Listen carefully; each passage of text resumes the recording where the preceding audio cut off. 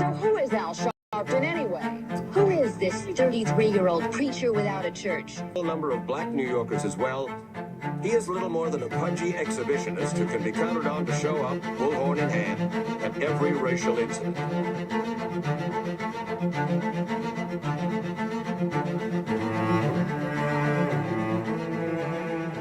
I often quote Mark Twain. Time saying, it is. The two most important It's moments in Al life is the moment you Sharpton's are time. born and the moment you And find for the out why next you were born. 3 hours, it's time to put aside all pretenses, deception, denial, or fronting.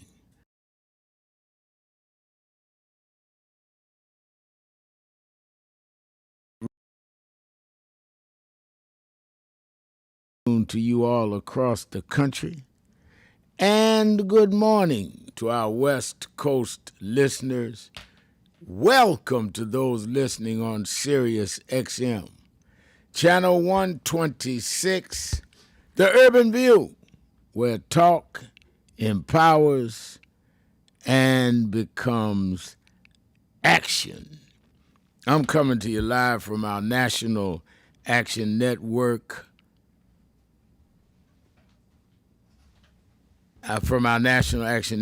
corporate headquarters in New York. And for the next 3 hours, it is Hot Button Monday.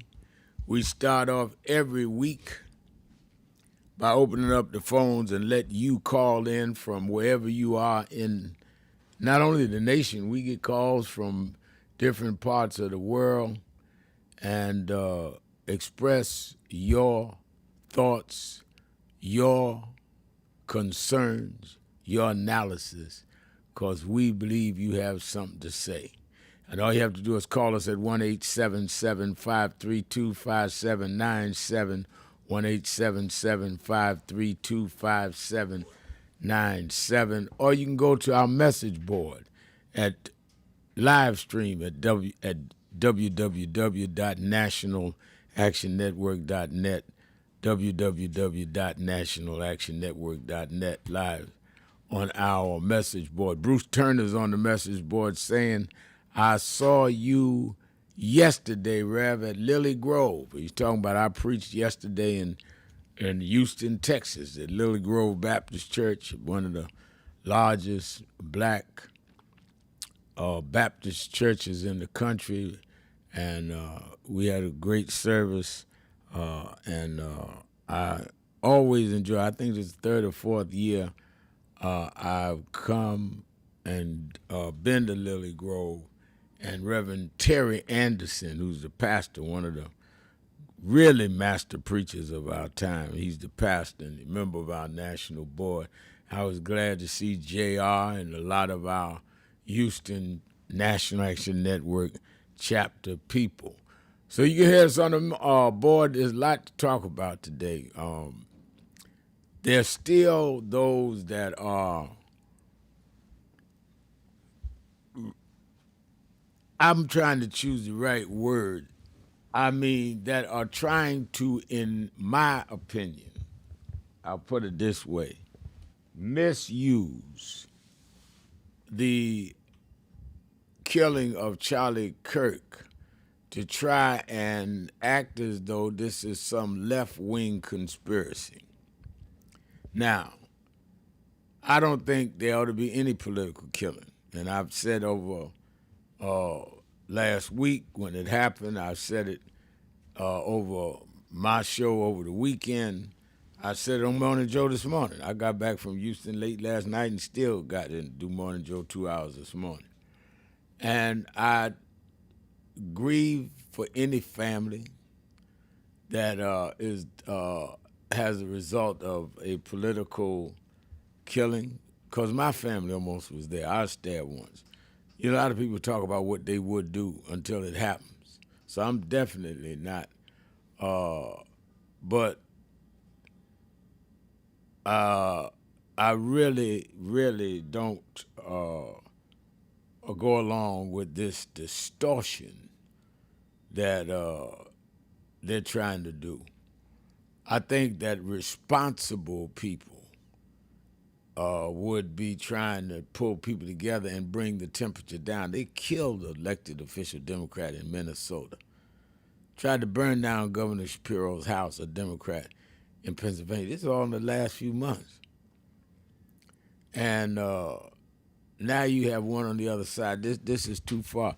I did not agree with most anything I ever heard or most things that I'm aware of that this young man said, including stuff he'd say against stuff I was doing. But he didn't deserve to get killed.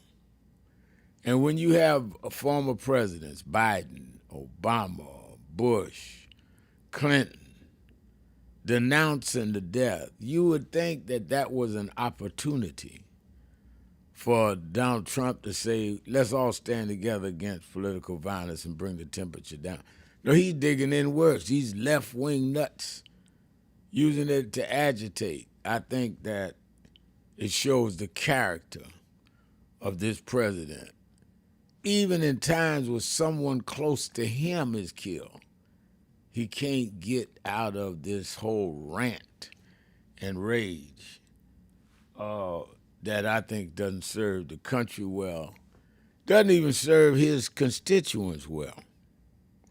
But of course, there's still the reaction to that. We can talk about that. And let's talk about how we have seen the president who said he was going to Chicago. Now he's decided, nope, I'm going to Memphis. And it's interesting because I would argue that if Governor Pritzker of Illinois and Mayor Brandon Johnson of Chicago had not stood up, he'd have went in there. I keep telling y'all that Donald Trump will be huff and puff until you call his bluff. Why'd he back down? Because they fought, they resisted. They said, no, we're going to fight it. All of a sudden now he's going to Memphis rather than Chicago. Said that the governor of Tennessee, who's a Republican, and the mayor of Memphis, who's a black Democrat, want me there. Well, mayor said, no, I didn't say that. I had the mayor on my show. He said, no, I didn't say that. I don't mind having federal help if it's going to put some resources and help us. But I don't need them patrolling the streets. And he made it very clear. And I brought up, I said, I preached the funeral of Tyree Nichols. We got concerns about over-policing, including black cops. Don't forget it was black cops that beat Tyree Nichols to death 2023. So let's talk about that. Trump still wanting to find black-run cities or black mayors and go after that. And let's talk about how they are trying to use the killing of Kirk as some rallying cry for the right wing. I saw Megyn Kelly even blamed Obama for America's divisions on Charlie Kirk's killing. And then New York politics, which is national politics, Governor Hochul has now endorsed the candidacy of Zohran Mamdani, the first major state Democrat to endorse him. And polls keep showing he's going to win. If Adams got out, he's still ahead, not by as much. It makes it a closer race.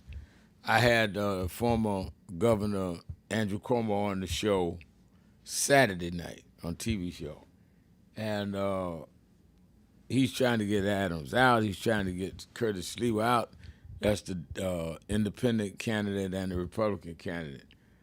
But if they don't get out, I don't see how he wins that. And I don't see why they get out for him. So it's a lot going on, and we need to talk about it all and express yourself. It is Hot Button Monday. I would not live in a world that I didn't have something to say about what the world is doing and what the world ought to be doing, what should be doing. If I were you, I would not argue at the house and bark at the television. I'd pick up the phone and let the nation hear me and what I have to say, because what you have to say is important because you're important. It's a matter of self-affirmation to say, wait a minute, I'm going to call in because I got something to say, and I'm somebody to say it. 1-877-532-5797, 1-877-532-5797. Or you can go to our message board at live stream at www.nationalactionnetwork.net, www.nationalactionnetwork.net. Let's take a break, come back and go right to the phones and to our message board. Keeping it real. Sharpton. Be right back. No justice, no justice, no justice. What do we want? What do we want? We are the sons and the daughters. We gotta stand up and make it loud. Just like our God told the Pharaoh, let my people go, go. We are a new generation from the ones who have come before.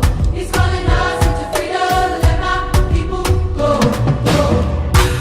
We're gonna shine up and shake. Give me a papa God rain, make the heavens. If you don't say you know what trouble, let my people go, go. The blood, sweat, and the tears that we gathered through the years. If you don't say you know what trouble, let my people go, go.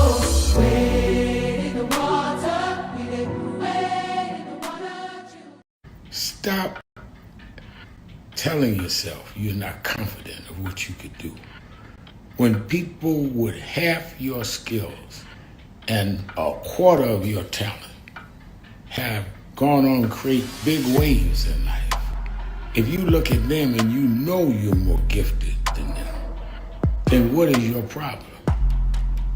You are looking for someone to come and drag you into success. You've got to use what you have, which is, in my judgment, more skillful than others I've known in your area. Use that and believe in that, and your confidence will build up as you get going and start doing. And don't chase the spotlight. Sharpen your skills. Live in your purpose. And you'll get so good the spotlight will be chasing you. Be so good they can't help but talk about you and put the spotlight on you. You don't get your energy from chasing the spotlight. You get your energy by chasing your purpose. The spotlight and other adulation will come with it. Have a great day.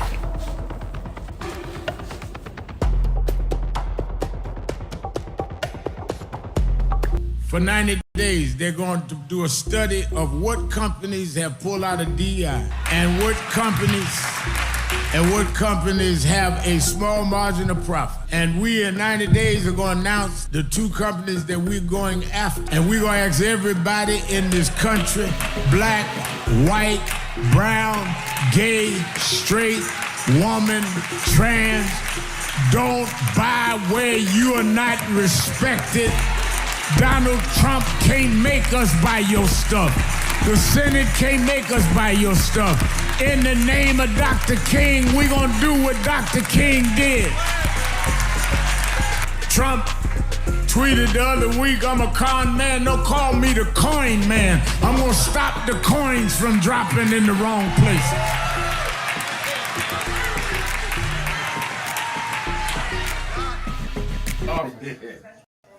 Rev, you know you were right there From the beginning. with the stuff that Yep. was going on in Brooklyn at that time, at Howard Beach. You were right there. He had in one of the early movies, he had my name. Then he put me in Malcolm, and I wasn't even old enough to know Malcolm. So we've been through it all. For those who see Malcolm X, it's 3 hours. But fast forward to the scene with yourself, Bobby Seale. Right. Bobby Seale, Denzel, and me. Yeah. Denzel was on the set. Now, let me ask a question.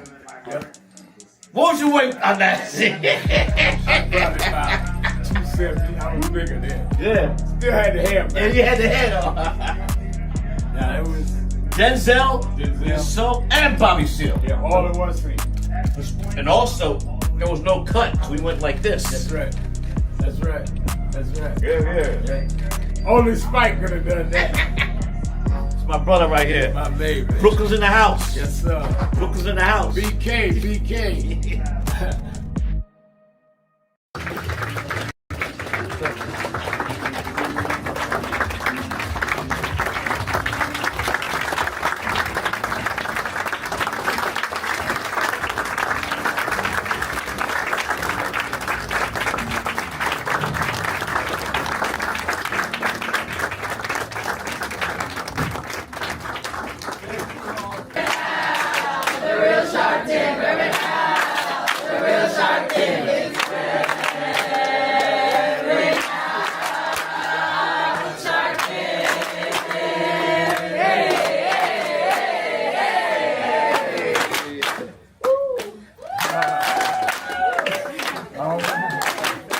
Thank you.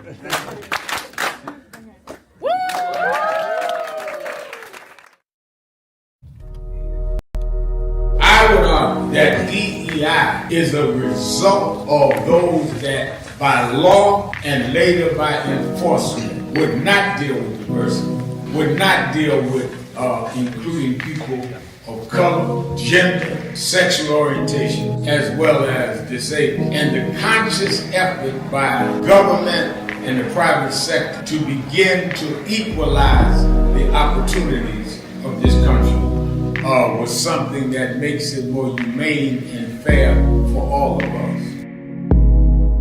To DEI, diversify, is not based on the lack of merit. We could not show our merit because we were extremely pompous conservatives that talk about we want a society based on merit. Well then, if it's based on merit, then why did you discriminate based on race and gender? Until they cut off much of the population and then had merit between white males. That was what they meant, not merit. Let's have real merit, but let's also make up the ground that those of us with merit was not able to compete.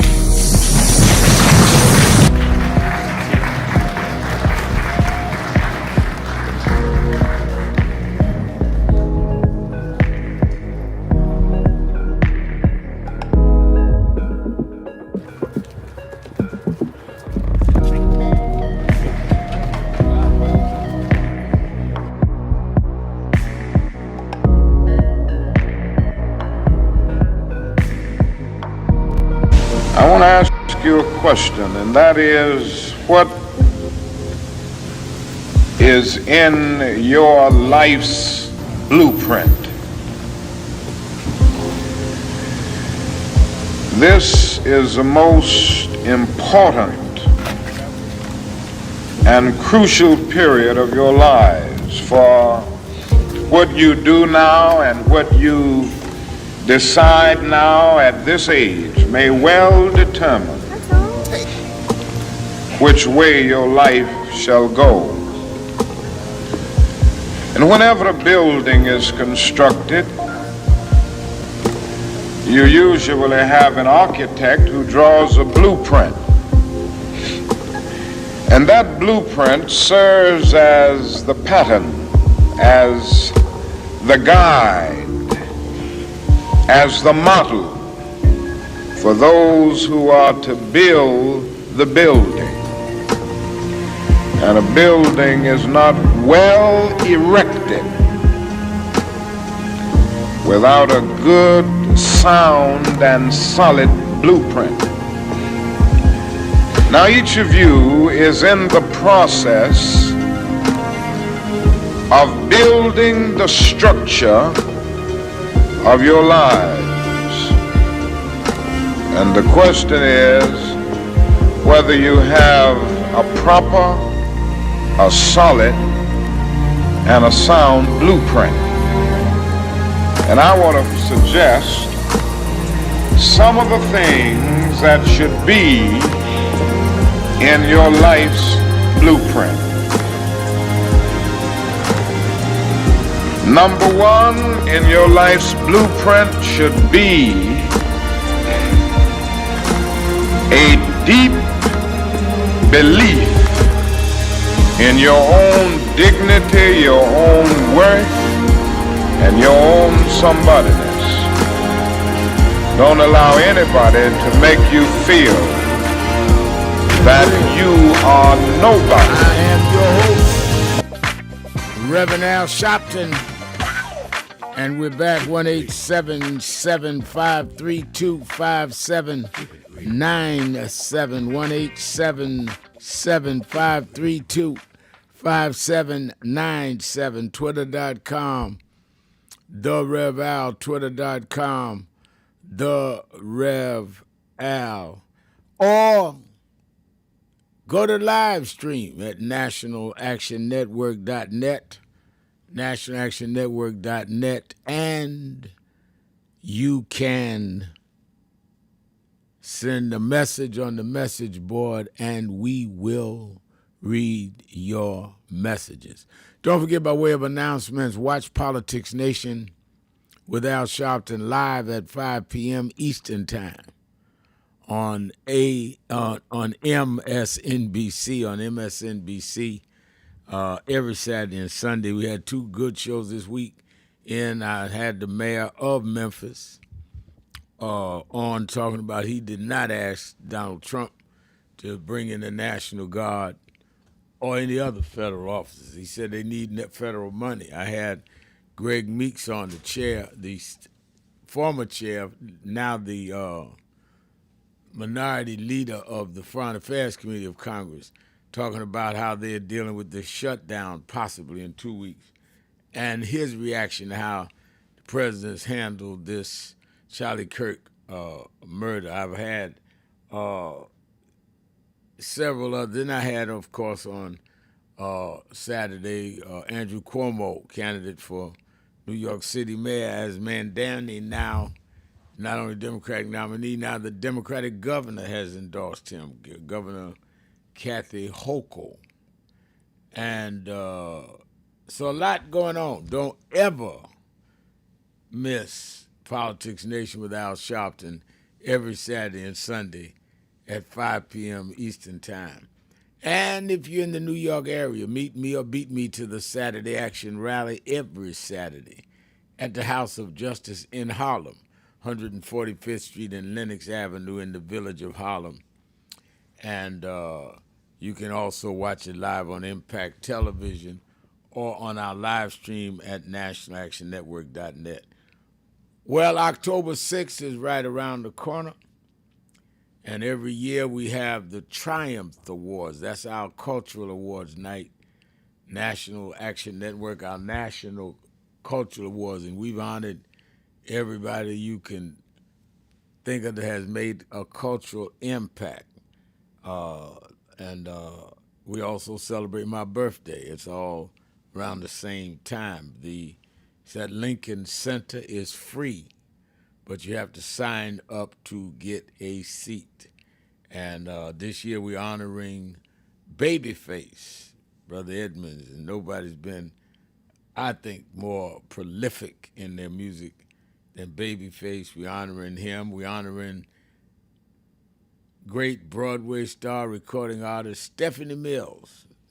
Stephanie Mills, we're going to honor her. Ari Melba, many of you see him on The Beat.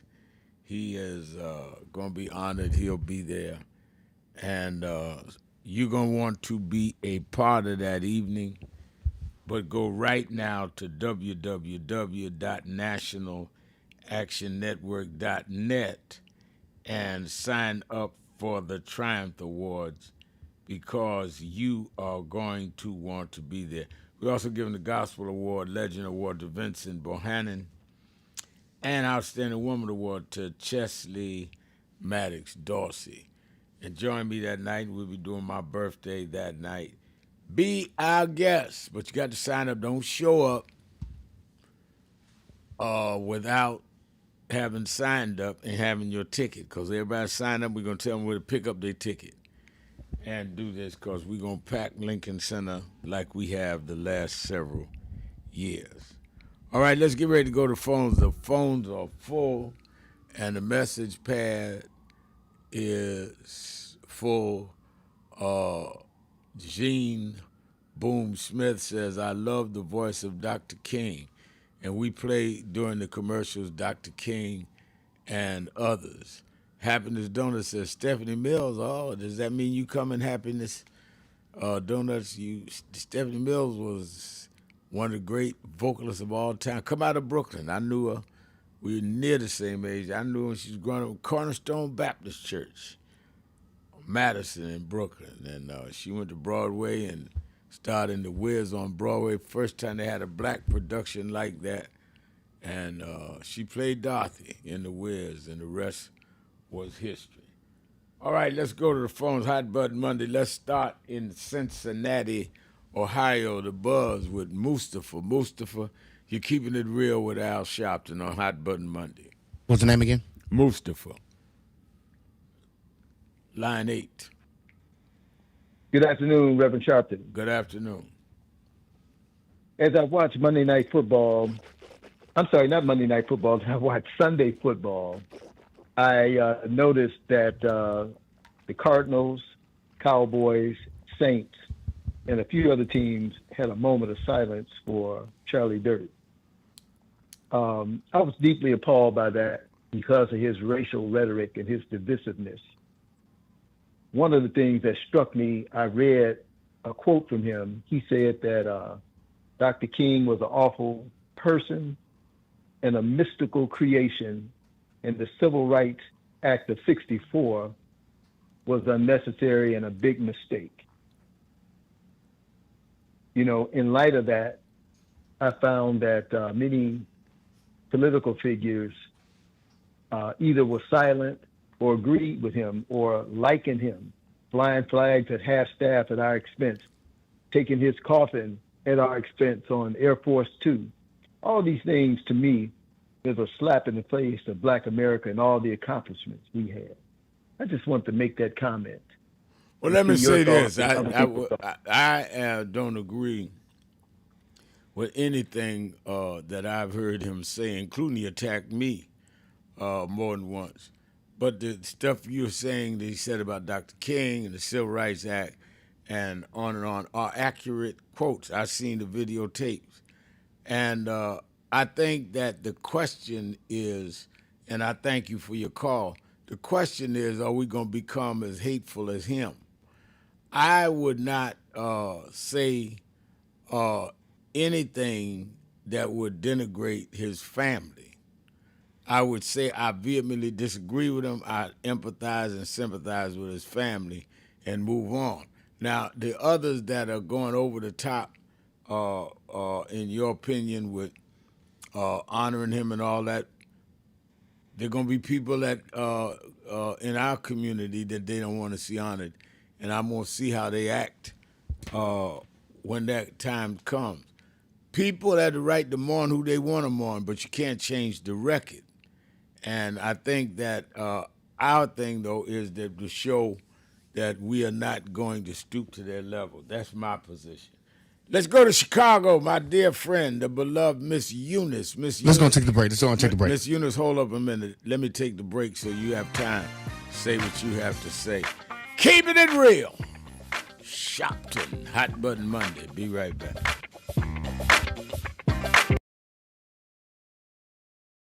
Preacher without a church. A number of black New Yorkers as well.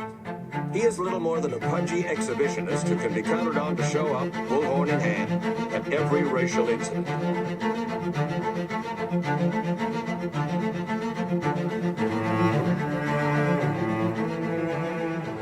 often quote Mark Twain saying, the two most important moments in life is the moment you are born and the moment you find out why you are born. I had a very troubling conversation the other day that prompted me to do this little video. Young man that I've known a while came to me and he was crushed. I mean, really crushed, because people were criticizing his work. He's in the ministry, but he's also an actor. And he said he couldn't understand why people were jumping all over, criticizing him, trying to find scandalous and derogatory things about him. And I told him, I said, you know, you very young. You don't know the road I've traveled.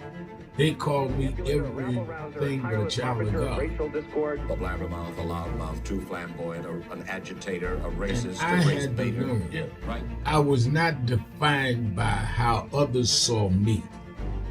I was defined by how I saw myself and whether I was being true to myself.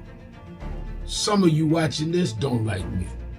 And it doesn't matter as long as I know what I'm doing. And I like me for being real. So I'm doing this video to say to you, whoever you are and whatever you do, you may not be in ministry or social justice, none of this stuff, but don't live your life worried about opposition or people that don't like you. You can turn that around. Use me as an example. The same people that call me a scam artist, a con artist, a sellout, or racial hustler and all, I kept going. And the people I respected started respecting and publicly embracing my work. When Coretta Scott King, the widow of Dr. Martin Luther King Jr., had this to say about Al Sharpton. A leader who has protested injustice with a passionate, unrelenting commitment to nonviolent action in the spirit and tradition of Martin Luther King Jr. And I am talking about your leader, our leader, the Reverend Al Sharpton. The other thing that hasn't changed is the National Action Network's commitment to fight injustice and inequality here in New York City and across America. And that's not only a testament to Reverend Sharpton, it's a testament to all of you who are here tonight. First and foremost, to Reverend Sharpton. I saw him when he first came on the scene, and I have marveled at his tenacity, at the development of his intellect, and his devotion to our movement, and much he has contributed to the world we are experiencing. I am honored, and I must say that when I had my debate with Dr. King on the issue of the church and religion, he didn't warn me that after his departure, his space would be filled by another preacher, and that preacher would be Al Sharpton. All you want in life is people that matter to you to say you did all right. And more important, that you can look in the mirror and say you did all right. Thank you, Rev. Thanks for that introduction. Look, we've known each other for a long time. I'm grateful not only for your leadership and partnership, but quite frankly, more importantly, for your friendship. And thanks to all of you, members of our nation's most important civil rights organization. You have been, over all of your years, such an extraordinary leader. You are a voice of truth, a voice of conscience, a voice of practicality around what we must address and what we can do.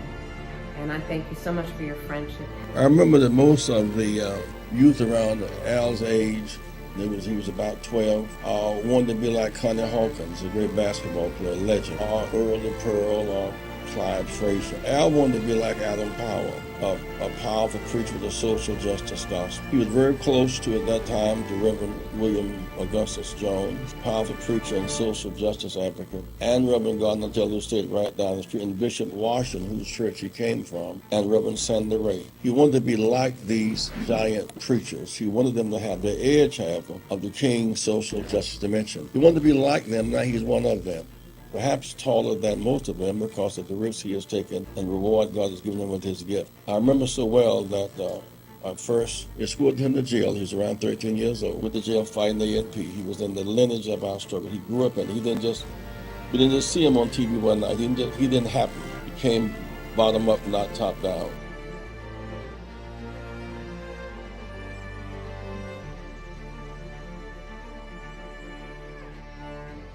We have a short visit today, so we just wanted to greet you all and thank you for allowing us in. Yes, sir. We were cool. Yeah, we was here. They were on the plantation. Right, our family was on the plantation. Wow. And that's, of course, that's the slave house. That's one of the slave houses. Sir, it's been 13 years. That's right. Good to How see you you. been? Doing fine. Good.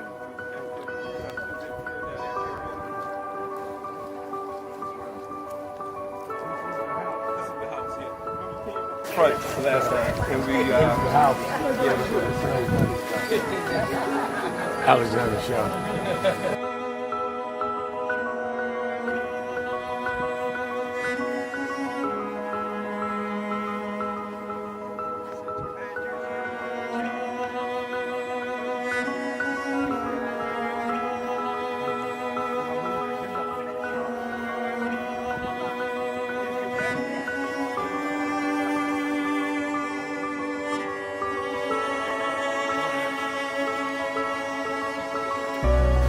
How many slaves were staying there? I have no idea. This is where they would have a slave. Yeah, that's when exactly. That was exactly.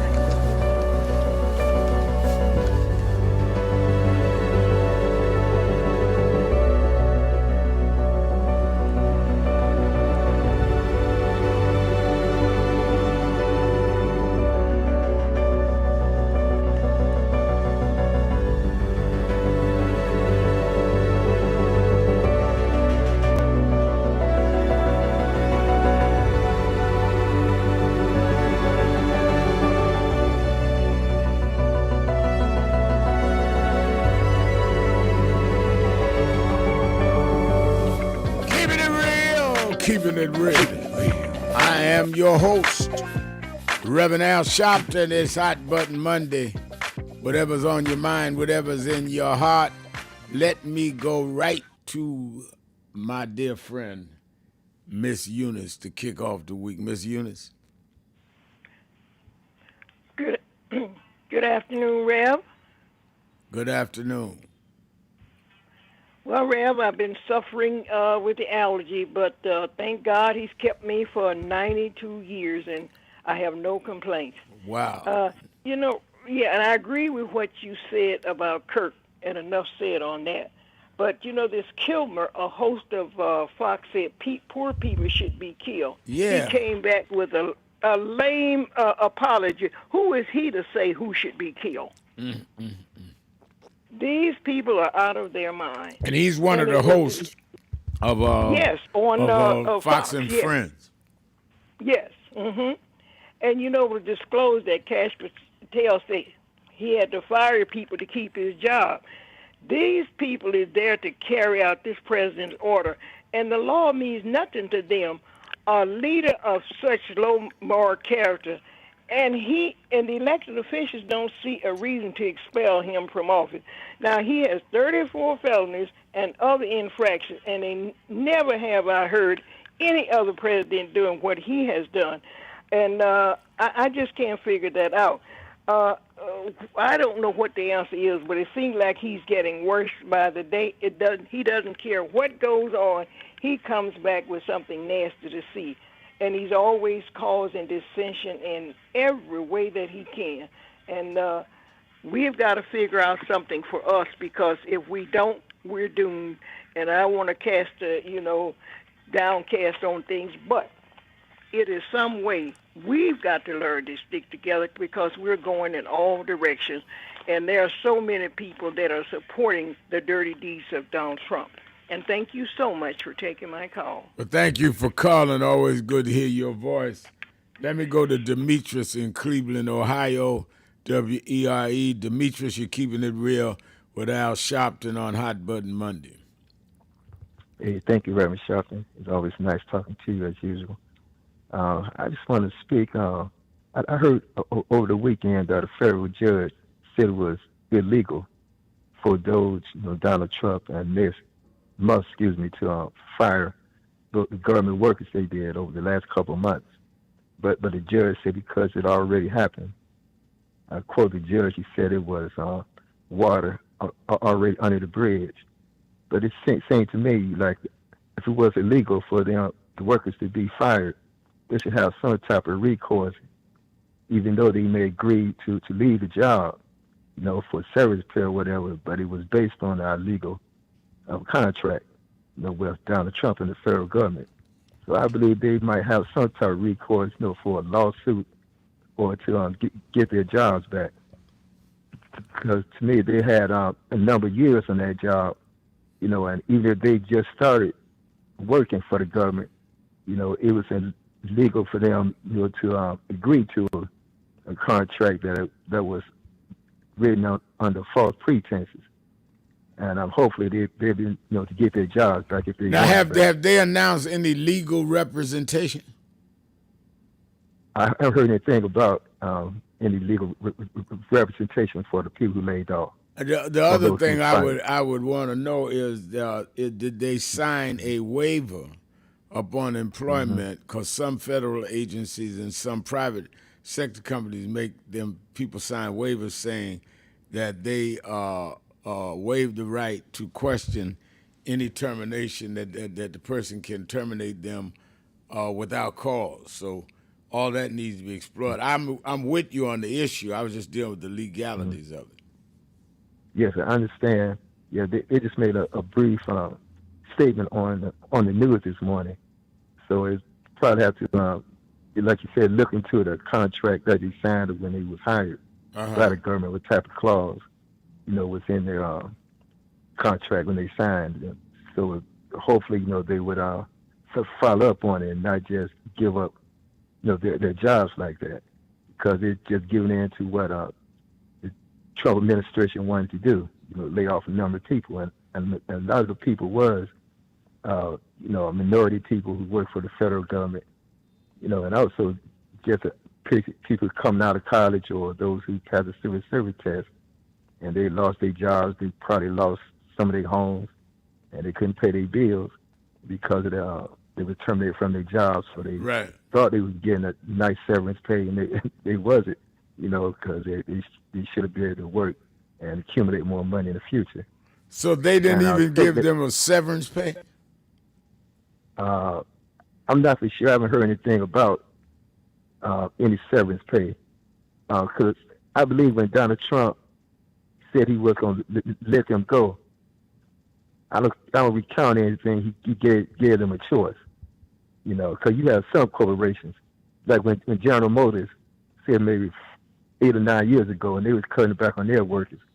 They said they actually workers, they wanted to retire early with the severance pay, or not that.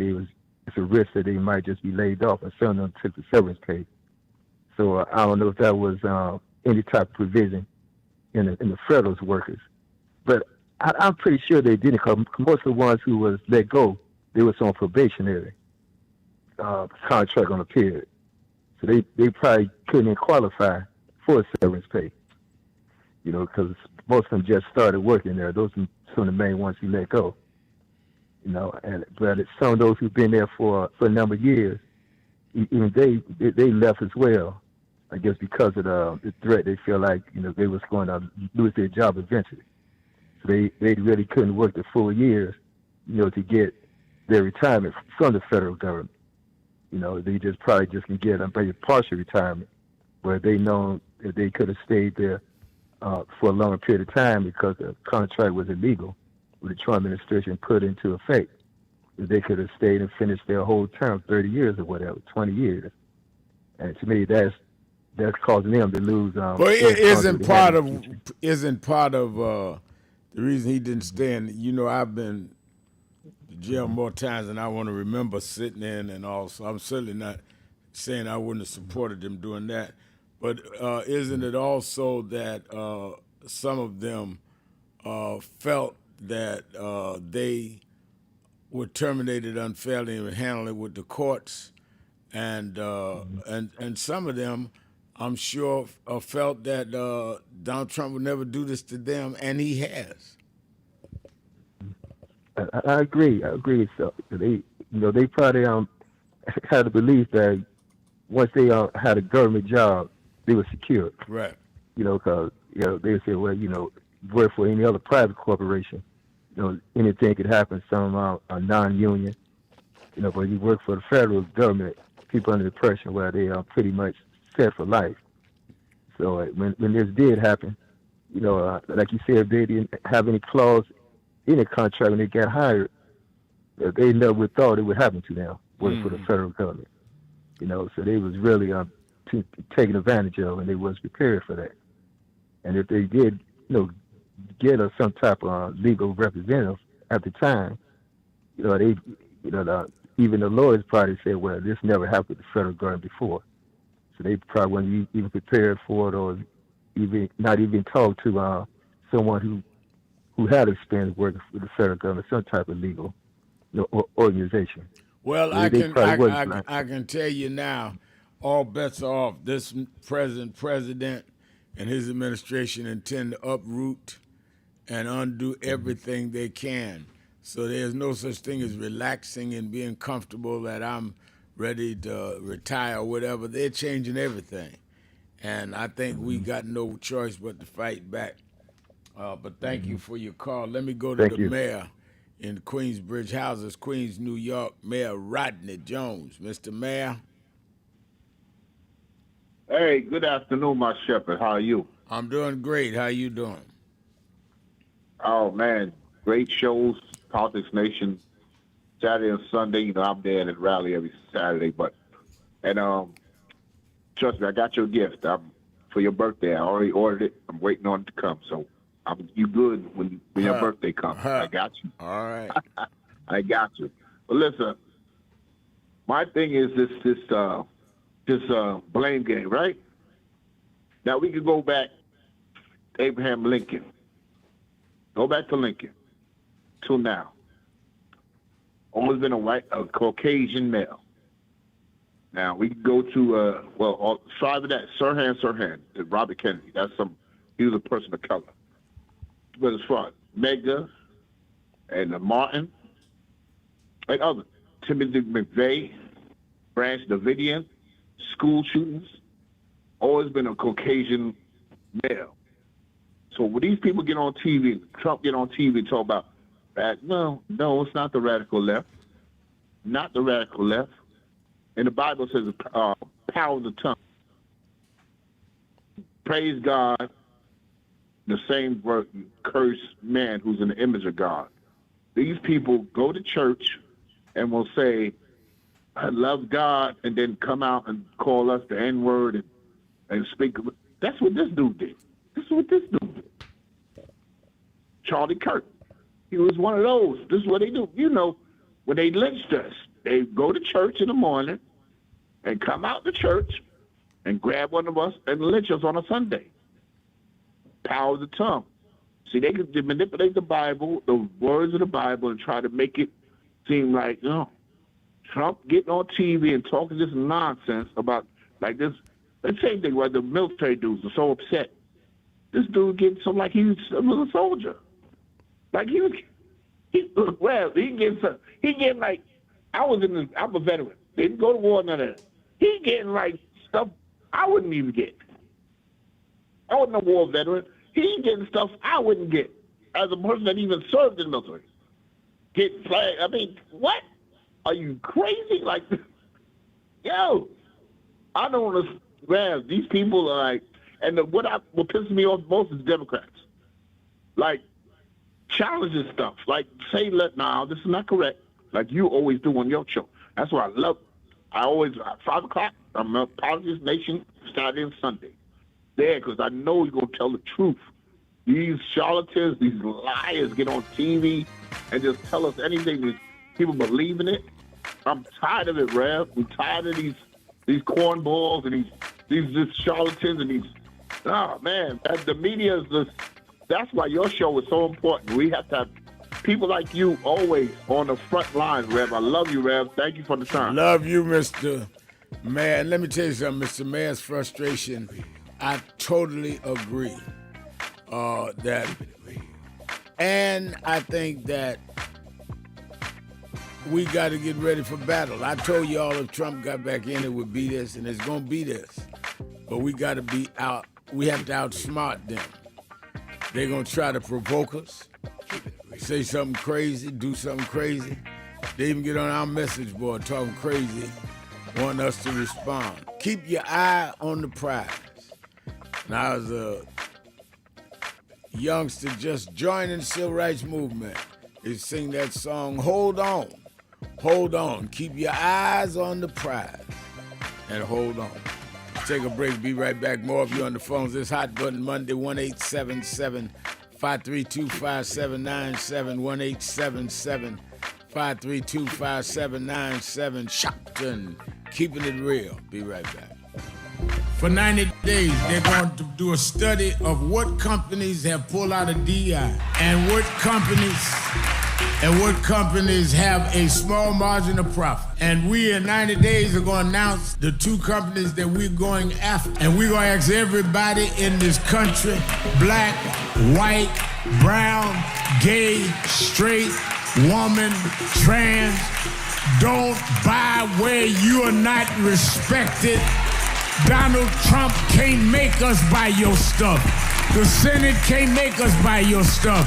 In the name of Dr. King, we're going to do what Dr. King did.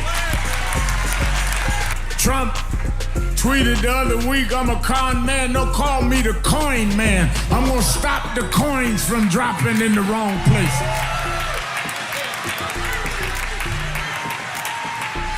It's been a long time coming, but I know 1968, Dr. Martin King was killed in Memphis, Tennessee. And it has been the commitment of National Action Network to always, in the month he was killed, to let them know they killed the dreamer. I have a dream today. They can't kill the dreamer.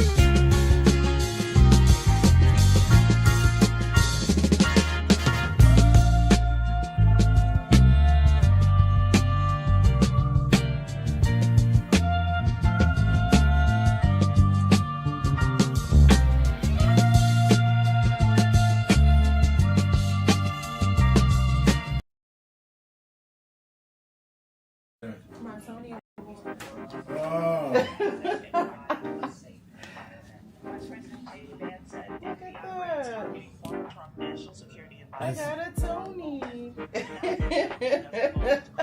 You got it? My daughter won a Tony Award. That's crazy. All right, congratulations. Thank you.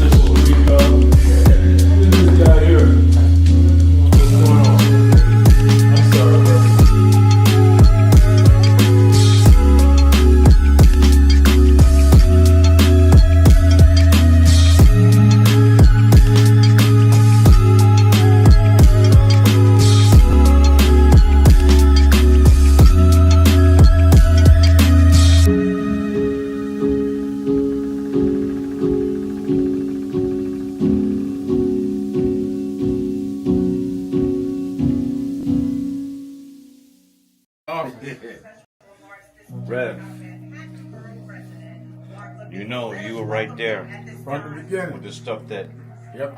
was going on in Brooklyn at that time, at Howard Beach. You were right there. He had in one of the early movies, he had my name. Then he put me in Malcolm, but I wasn't even old enough to know Malcolm. So we've been through it all. For those who see Malcolm X, it's 3 hours. But fast forward to the scene with yourself, Bobby Seale. Right. Bobby Seale, Denzel, and me. Yeah. Denzel was on the set. Now, let me ask a question. Yep. What was your weight on that scene? I probably about 270. I was bigger then. Yeah. Still had the hair back. Yeah, you had the head on. Now, it was Denzel, yourself, and Bobby Seale. Yeah, all in one scene. And also, there was no cut. So we went like this. That's right. That's right. That's right. Yeah. Only Spike could have done that. It's my brother right here. My baby. Brooklyn's in the house. Yes, sir. Brooklyn's in the house. BK.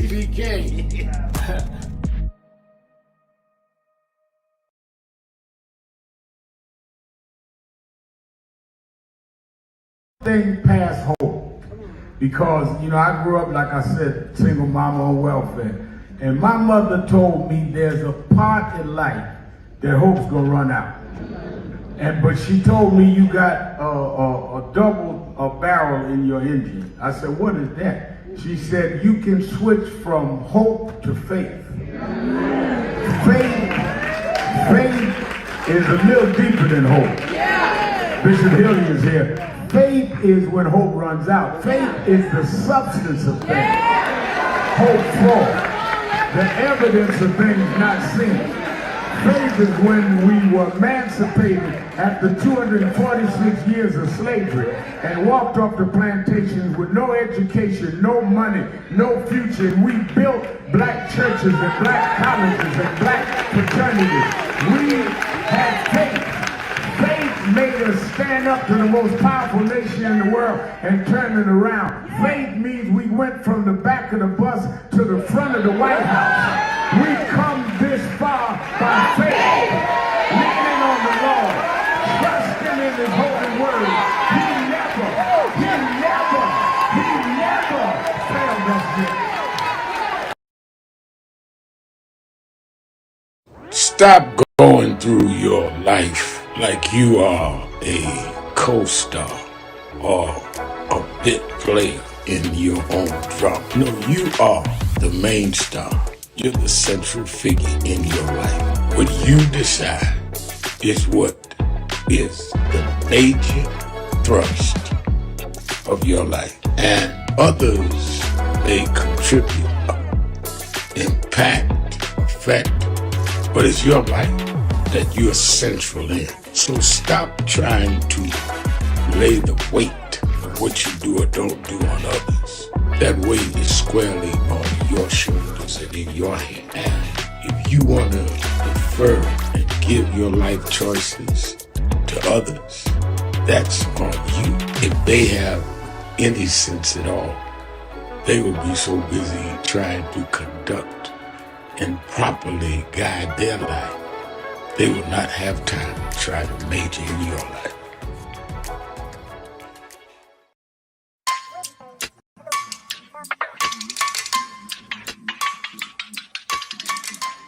Hey, what's up?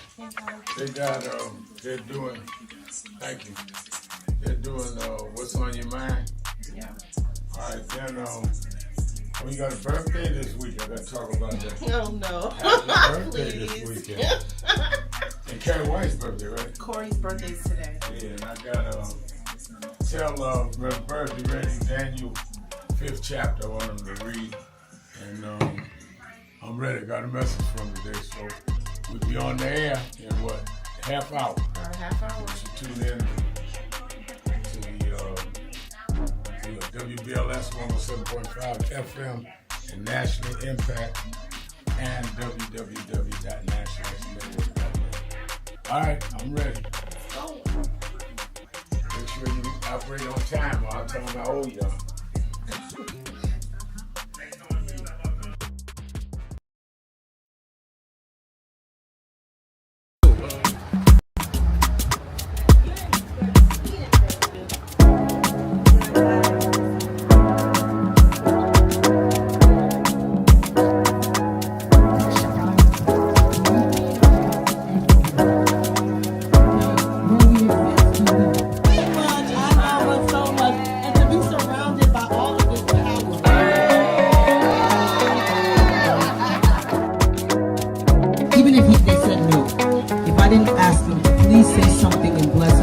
today and encourage us, because where we are, we need guidance. We need direction. Reverend Sharpton, if you can please guide us and say a few words.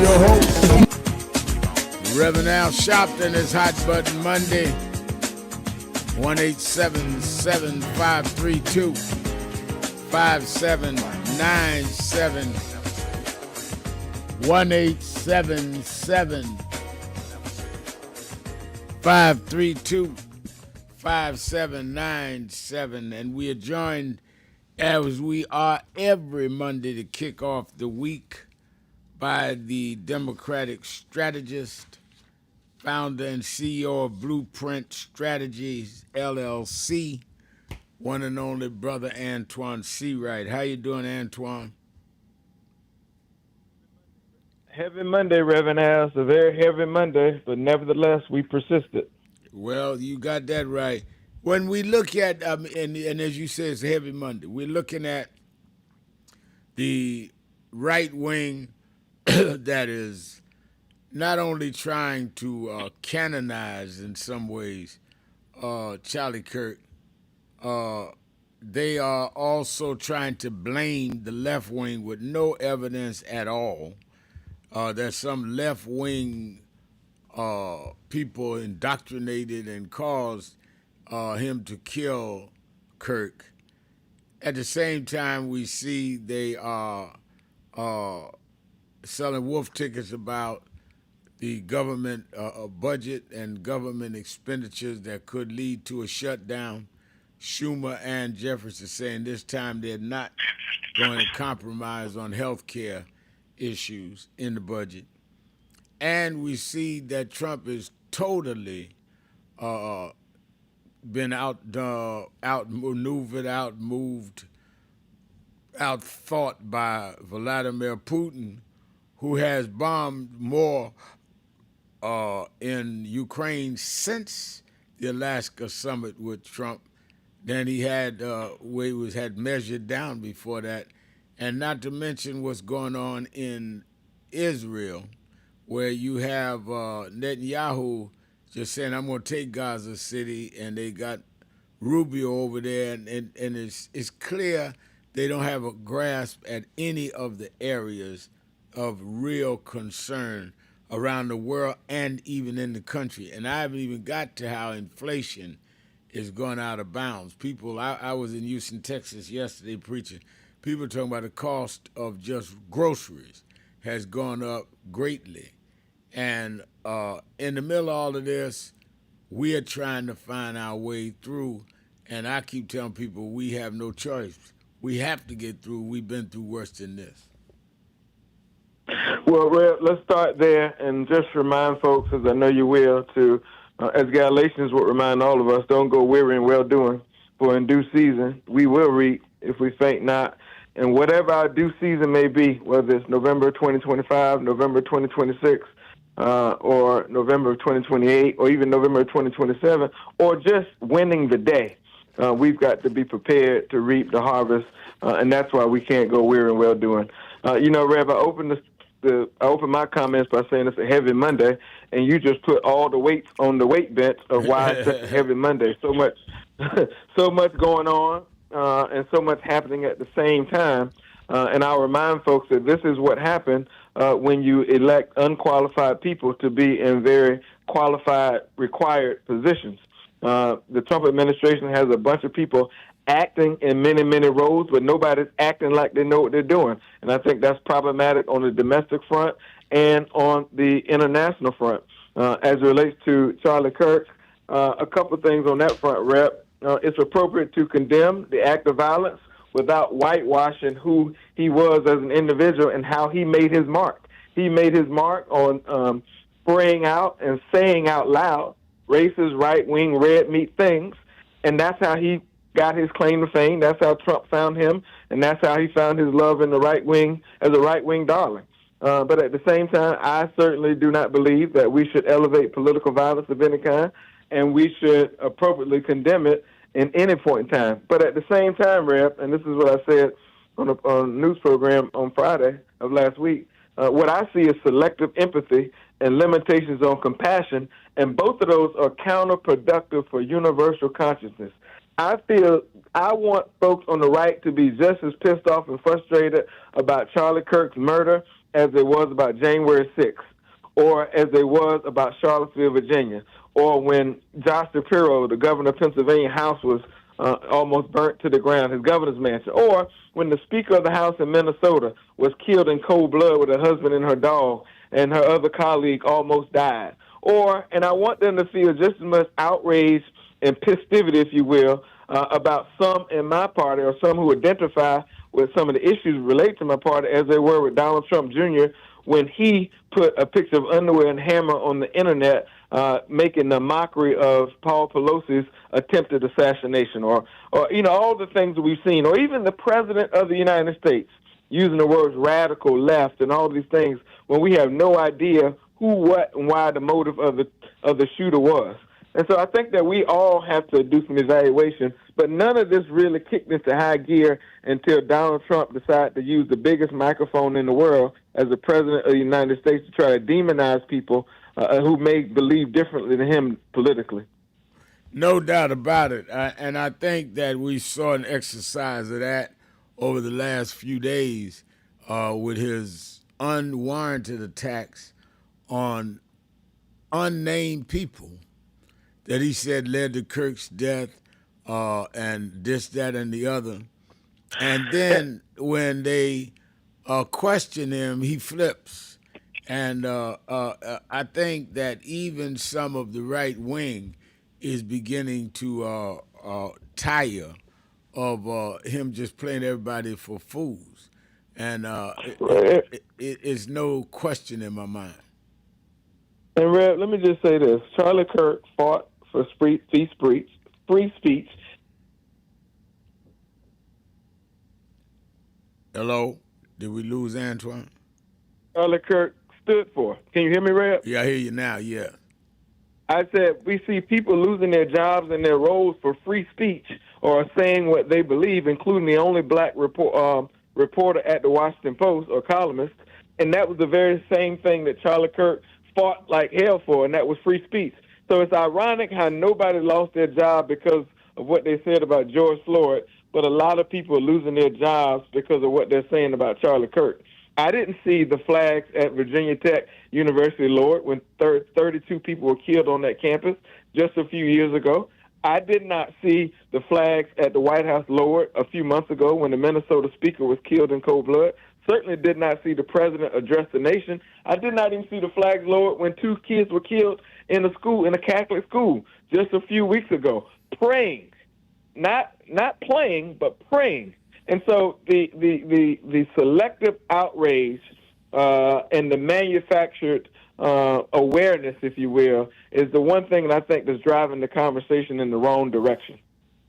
Well, I think that when you look at the fact that this president has not in any way, shape, or form tried to deal with any reconciliation. I said on this show, I said it on Politics Nation over the weekend and probably on Joe this morning, that if you've got 4 living presidents that gave their condolences to the family of Charlie Kirk, which is appropriate, which I support and did, and said, but we don't need political violence, we need to all come together. It was a perfect opportunity for Trump to say, yes, I stand with the 4 ex-presidents that are alive. In fact, we should do something together at the White House. He just kept on whipping it up because he knows, whipping up the frenzied kind of anti-everybody stuff, because he knows that is the only way that he got into power, with demagoguing. The other thing he knows is that they are facing some serious battles with government shutdown, and he's still trying to duck the outcome of the Epstein files that little by little is coming out. So there's a method to his madness. To try to deal with unity is not dramatic enough to take Epstein off the out of the media and to take the threat of a shutdown out. So he's got to say stuff that would make everybody react. That's why I tell everybody, Don't react to him. Say what you got to say. He wants to bait you into reacting to him. Don't bite the bait. And I'm not going for it. And Trisha's saying on our message board, Nikki F., I guess you're talking about Fuentes, was just selling wolf tickets online 2 days before the shooting. Interesting. And Joe P. saying, why are taxpayers paying transport of Charlie Kirk's body to Arizona?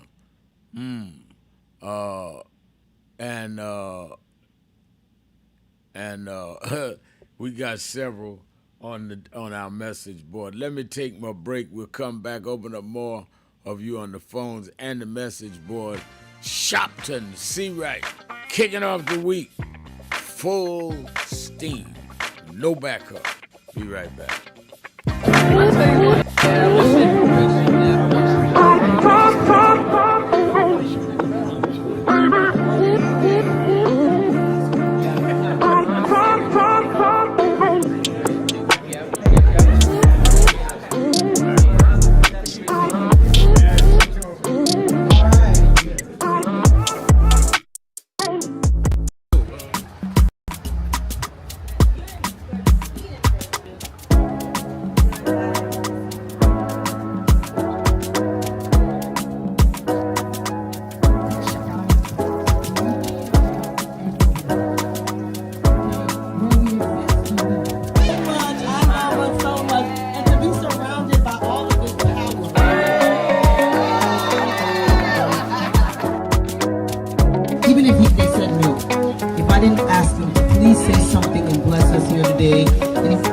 Just because where we are, we need guidance, we need direction. Reverend Sharpton, if you could please guide us and say a few words, because we just must. There's no way you're in on this.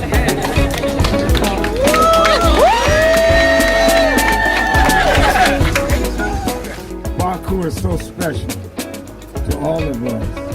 And what has happened this week, let me tell you, Baku and Rich Dennis and the rest will not tell you, against all obstacles, they said we're going to make this happen.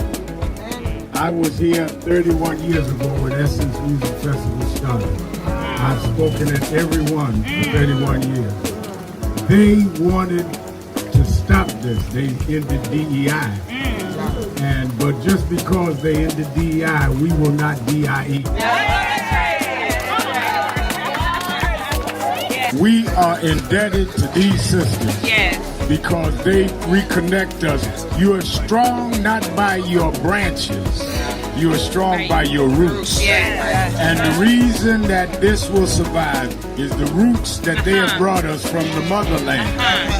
Tell us that we're stronger than the waters that we had to pass over. And if we go back to the roots, we can take the waves and the storms of the ocean, because God brought us here to save the human race. And that's why we're here. God bless Baku, bless you, sister. Bless Reverend Jasmine Crockett and all of you that are here tonight.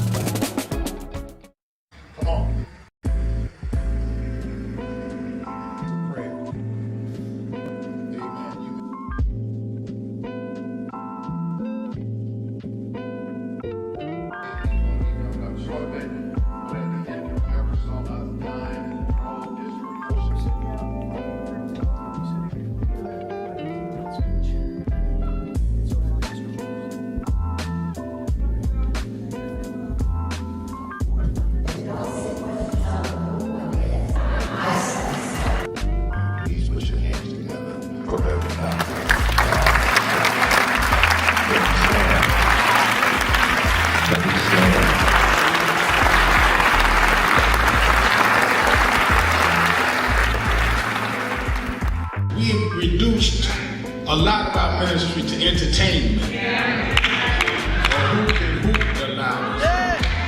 could run around the pulpit more, or who got the dresses fancy, and don't deal with the ministry. Jesus healed more people than he preached to. Because there is in the healing your message. They followed Jesus because he healed a woman with the issue of blood.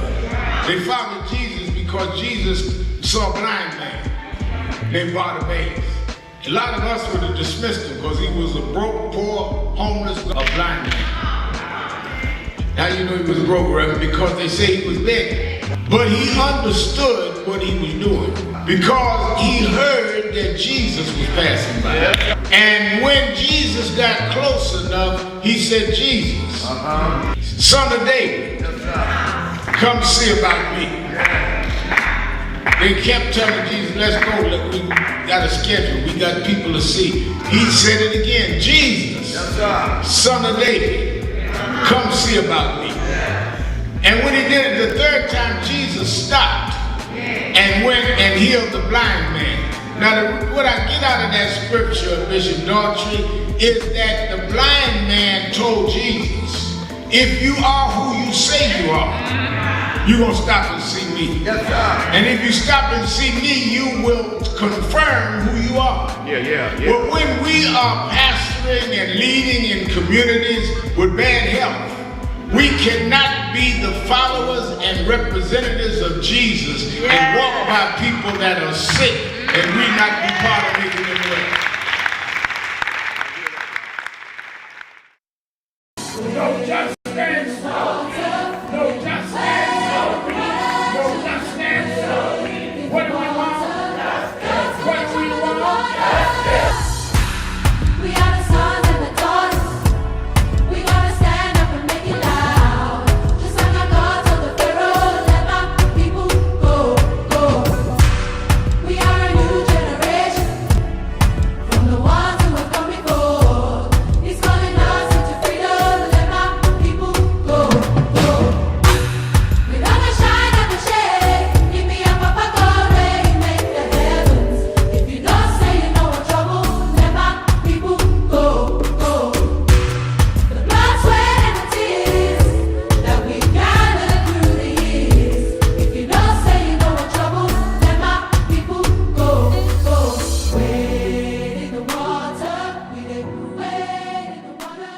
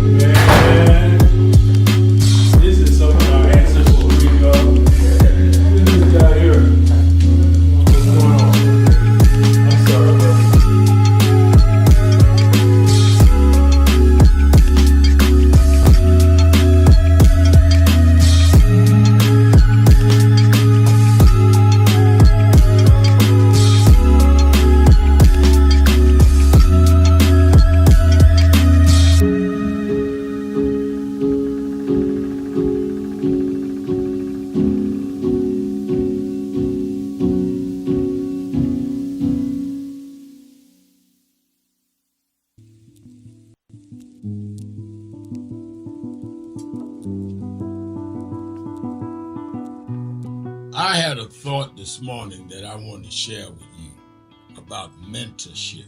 I am able to do a lot of what I do because I had great mentors. But there are correct ways and incorrect ways to mentor people, in my opinion. I was mentored as a boy preacher by Bishop F.D. Washington, one of the great Pentecostal preachers of his time.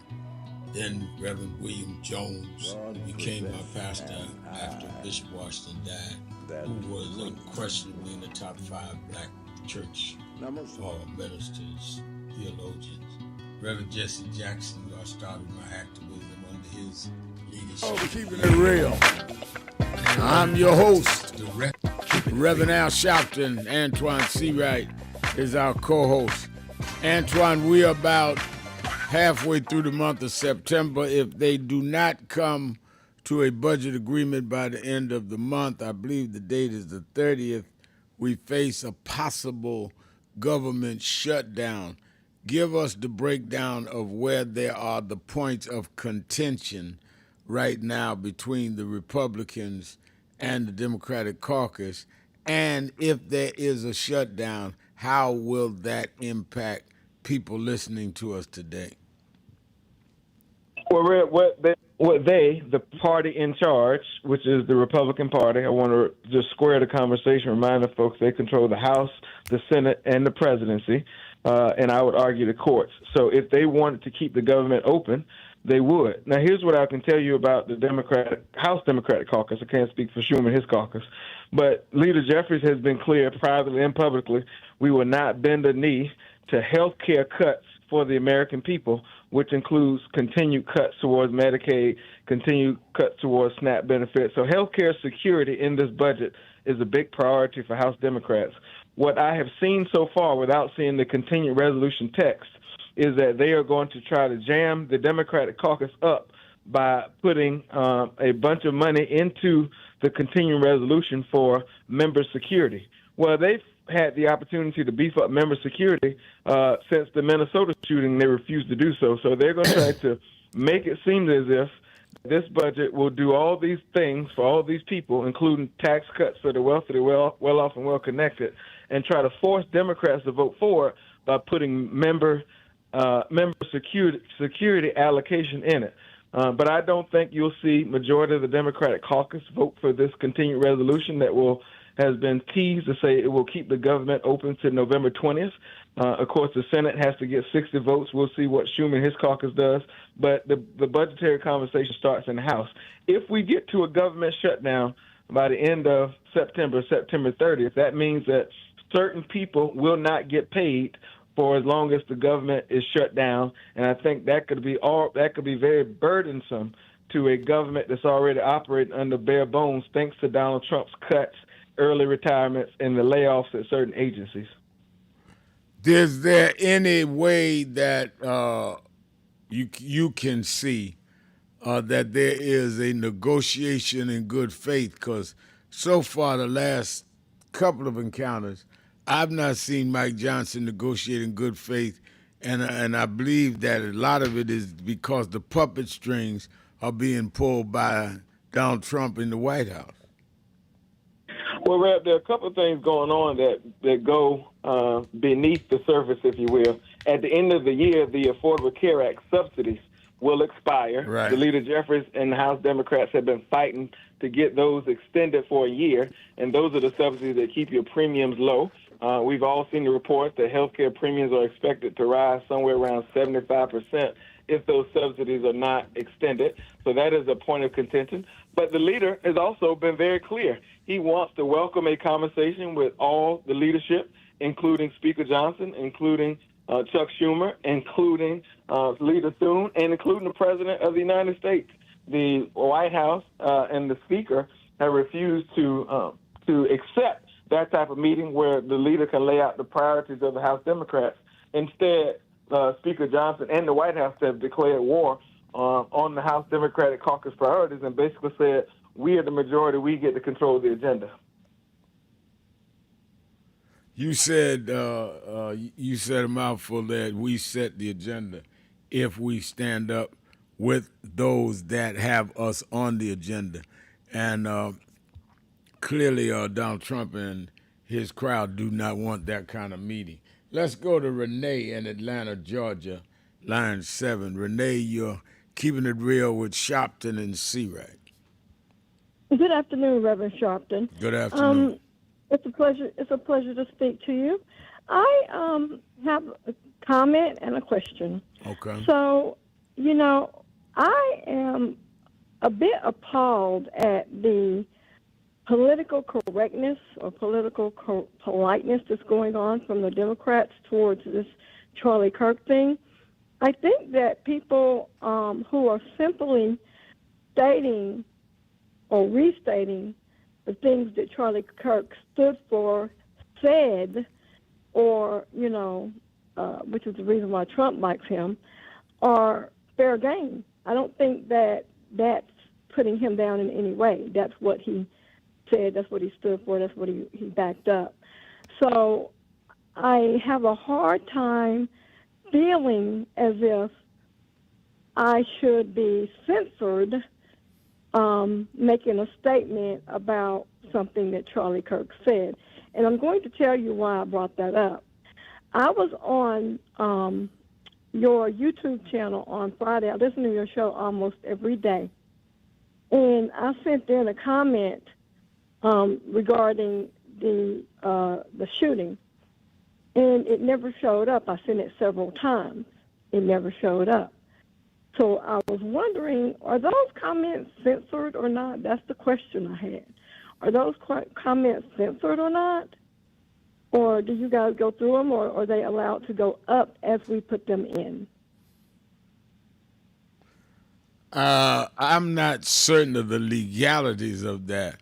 Are you, Antoine? I don't want to say something that I've not checked the legal premise of. I know what I think it is, but do you know, Antoine? I don't know specifically if it's legal or not, but what we do know, Reb, is legal in this country is free speech. Right. Now, the FCC does regulate certain programs on television and radio and so forth, so some of those things are regulated. But what Charlie Kirk had in terms of his podcast and some of his social media and all those things, that falls legally under the free speech realm, which is why he pushed and advocated for that. And on your opening comment about some of the things he said, I think it's important to note that he was the guy that called the person who tried to assassinate Nancy Pelosi's husband a hero and should be bailed out. He was the guy that says black women do not have brain processing power, and they're stealing slots from white women.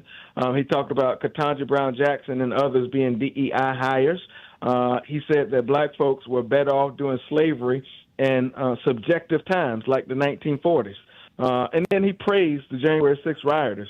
And so that's why I open my comments on programs that we can acknowledge and condemn political violence, but not whitewash who Charlie Kirk was, how he built the career, and the things he said, particularly targeted towards African Americans. Exactly. And, the reason why I brought that up was because when my comment did not show up, which was a comment based on something Charlie Kirk had said, and also I've mentioned why isn't white-on-white crime being mentioned, because it's out of control. It didn't show up, and I said, what's going on here? I don't think Reverend Sharpton would do that. I know we got other callers, Miss, but let me just share with you, there are a number of people who have posted things on their social media accounts and other comments that were taken off and taken down. So it may be some of the social media networks doing their own scrubbing, if you will. And they have the right to do that. And we've also seen where they will not have an open discussion on any of these things. I'd have people call as often as they want and disagree with me on the air. They don't want that because they cannot defend a lot of the foolishness that they've perpetrated and take the blame for the climate they created. Let's take a break. Be right back. Keeping it real. Sharpton C-Right is Hot Button Monday. 1-877-532-5797. Be right back. Keeping it real. So we just wanted to greet you all and thank you for allowing us in. Yes, sir. We were cool. Yeah, we was here. They were on the plantation. Our family was on the plantation. Wow. And that's, of course, that's the slave house. That's one of the slave houses.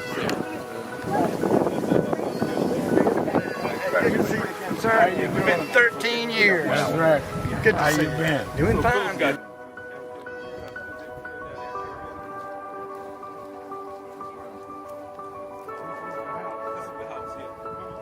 front last time. And we,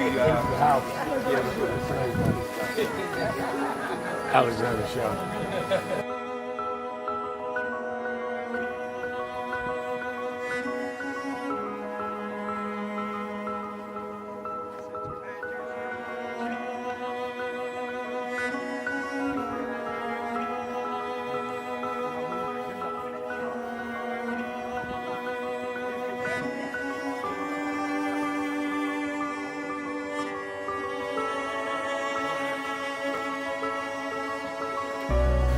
How many slaves were staying there? I have no idea.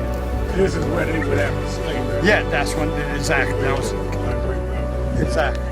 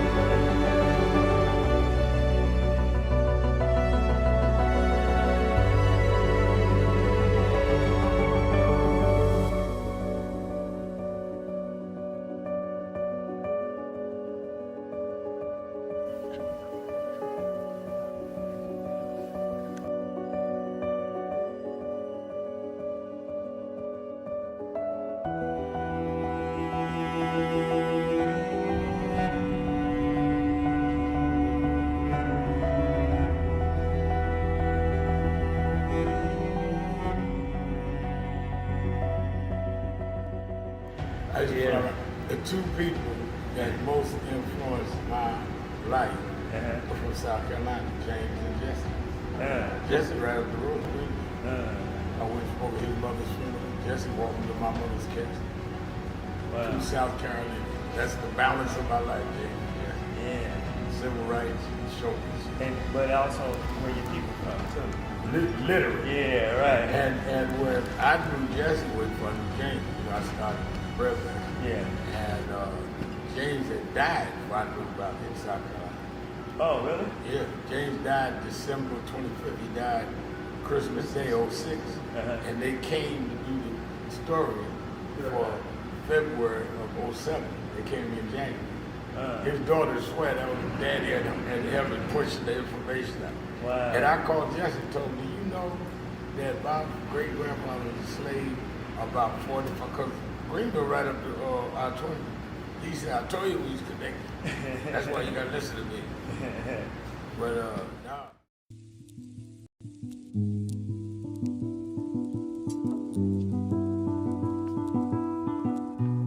I had a thought this morning that I want to share with you about mentorship. I am able to do a lot of what I do because I had great mentors. But there are correct ways and incorrect ways to mentor people, in my opinion. I was mentored as a boy preacher by Bishop F.D. Washington, one of the great Pentecostal preachers of his time. Then Reverend William Jones became my pastor after Bishop Washington died, who was unquestionably in the top 5 black church ministers, theologians. Reverend Jesse Jackson, I started my activism under his leadership, he and Reverend Jones. And I learned politics directly as a youth director from Shirley Chisholm. So even though I didn't finish college, I had the most unique education in the world from being exposed to giants. But the one thing I learned is as I grew older and people started coming younger than me and wanted me to teach and mentor them, the magic of the mentors I had is they did not want me to be their clone. They wanted me to learn things from them and use my own gifts and talent in my own unique way and let me do things on my own, because they knew that if I flopped in some things, it would teach me for the other things. They'll come and help me once I was down, but they were not going to have me avoid being down.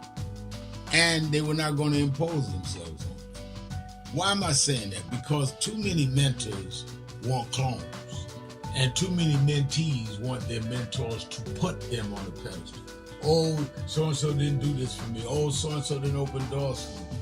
If they got to open doors for you, it may mean that they knew you weren't ready to go through those doors. Their job is to prepare you. Your job is to develop your own skills, your own unique ways. And I don't care if it's my daughters who both have come into their home or anyone else. I'm not a talent agent.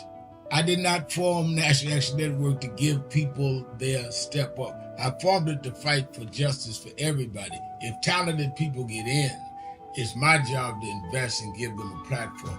It's their job to get on the platform and perform and show their ability.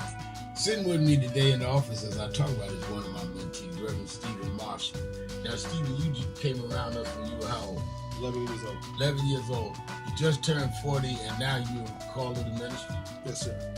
And what do you do in National Action Network? I formulate policies, lead in various regions, but most importantly, I senior advisor to you on all things from social justice strategies, politics, intergovernmental affairs, you name it, community organizing, all of that stuff. And I could go through scores of others. My daughters started Huddle. They got Huddles now, which is for young people to meet once a week all over the country. I just saw the video from the Las Vegas National Action Network chapter. Now, when you decided to preach, did I ever tell you to become a preacher? Not one time. Who called you to preach? The Lord. All right. And did I say go to this school or that school? No, sir. Did I open this door, that door? Did I tell you be ready when the doors open? Always be ready and prepared. And that's what I'm saying. Get you some young people than you that you can help along the way. But don't be their talent agent. Their talent must speak for themselves. And anybody that grumbles with you about so and so, Keeping it real, I'm your host, Reverend Al Sharpton, Antoine Seawright, our co-host, Evangelist Ramsey, an extraordinary activist here in New York, tracks on our message board. My post done scroll up, tried the phones, can't get through, hoping the lines would hold calls in a holding queue. That's a good suggestion. She says, much love, Rev and Nan family and supporters. Let go and let God fight your battles. And she signs it, a.k.a. Evangelist Ramsey. Let me remind people, Saturdays and Sundays, watch Politics Nation with Al Sharpton live at 5 p.m. Eastern Time on MSNBC. This past weekend, we had everybody from the mayor of Memphis talking about this so-called announced Memphis takeover by the federal government. Trump claimed the mayor and the governor wanted. The mayor said he did not. He was on the show. We had Cleo Fields, the congressman from Louisiana. The insignificance of Cleo Fields, who I've known 30 years, we grew up in the movement together, but the significance of it is that it is his district that they're testing the Voting Rights Act, Section 2, to try and say you cannot have a congressional district based on race. If they take race out of, if this Supreme Court takes race out of the argument of voter discrimination, that will in effect totally just take all of the strength of the Voting Rights Act out. Because if you cannot assure racial equality, or at least racial inclusion, and that the population does not reflect the race of the population with some of the representation, we'll be back to pre-1965 days. I had Cleo on, had the candidate for mayor of New York, Andrew Cuomo. I had Ma'am Danny on the week before, so I gave everybody a chance. Don't miss Politics Nation with Al Sharpton every Saturday and Sunday at 5 p.m. Eastern Time on MSNBC. And you that are in the tri-state area, meet me or beat me to the Saturday Action Rally at the House of Justice, 145th Street and Lenox Avenue in Harlem. We're there 9 a.m. to 11 a.m.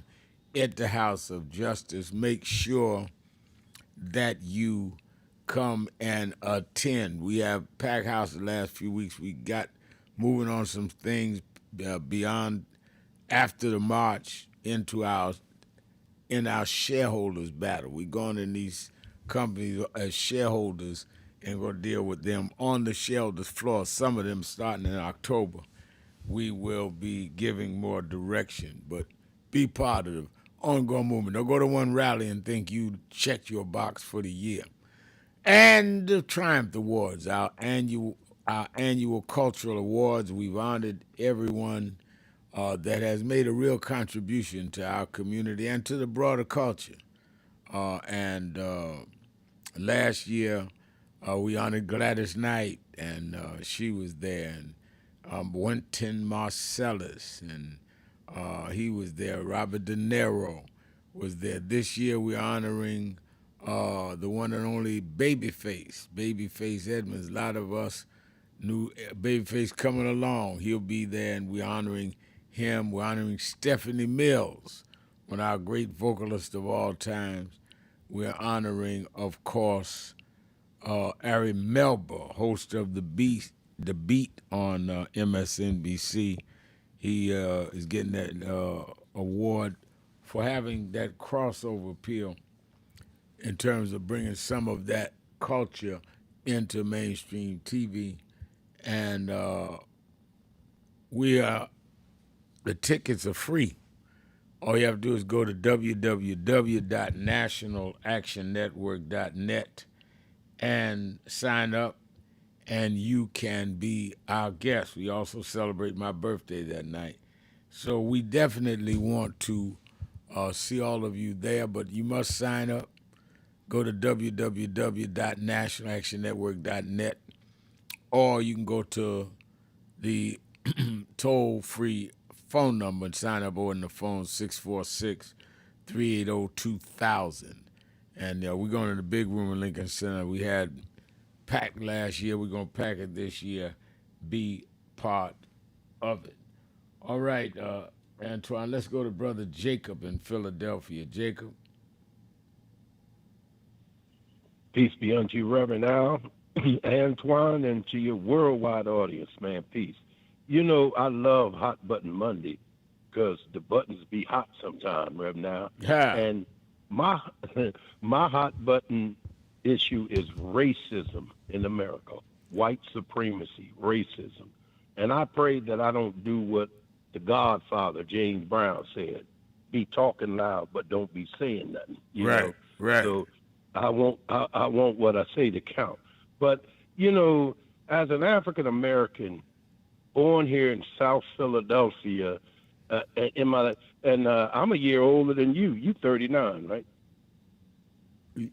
Okay, well, whatever. But I'm a year older than you. Who you talking to, me or Antoine? No, I'm talking to you, Reverend Al. I'm a year older than you. Am I 39? And you 30. Yeah, you're 39, so that make me 40, right? Oh, okay. I got your drift now. I got you. You got me now, right? I Okay. got you. Now, look, in my lifetime in America, I've lived through assassinations. Right. President Kennedy and his brother. Right. Reverend Dr. Martin Luther King Jr. Right. Malcolm X. Brother Fred Hampton out of Chicago, right? And Brother George Floyd in slow motion. Right. Okay, imagine that, Reverend Al. That's right. In slow motion, this brother was assassinated on world TV. Okay, now, so we know about assassinations. That's what I'm trying to point to. Now, Mr. Kirk, right? To call the truth, he was one of the ones that was helping the ugliness of white supremacy, this racism, apartheid, call it what you want. But he was one of their, he spouted it. And I didn't know him until after the assassination. I started reading his stuff, you know, what he said, what he was about, you know. And just one thing, this man said that if he's on a plane, and a black pilot comes on there, well, he's frightened in a way. He's troubled. Well, you're supposed to be a white intellectual of the highest, of the third kind, and you don't know about the Tuskegee Airmen? You so smart.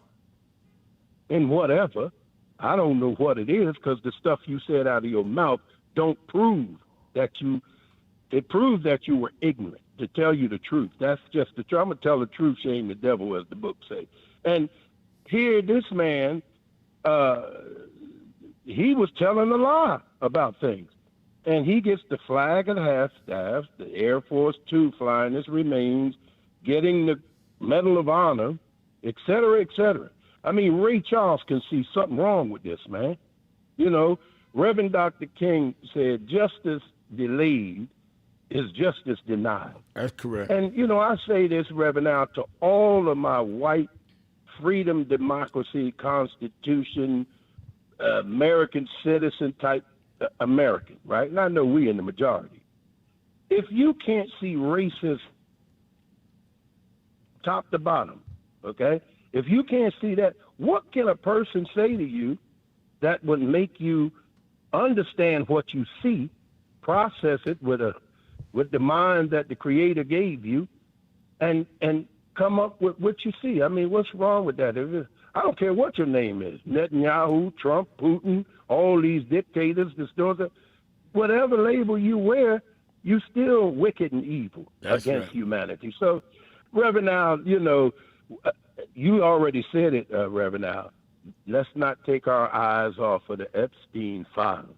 They're out there somewhere. Absolutely. Thank you. Let's keep Thank pressing you, Reverend it. Al. And the Mayor Rodney Jones on message board, since you mentioned talking loud, saying nothing, he gave one of the lyrics from James Brown's, like a dull knife that just can't cut it. Talking loud, saying nothing.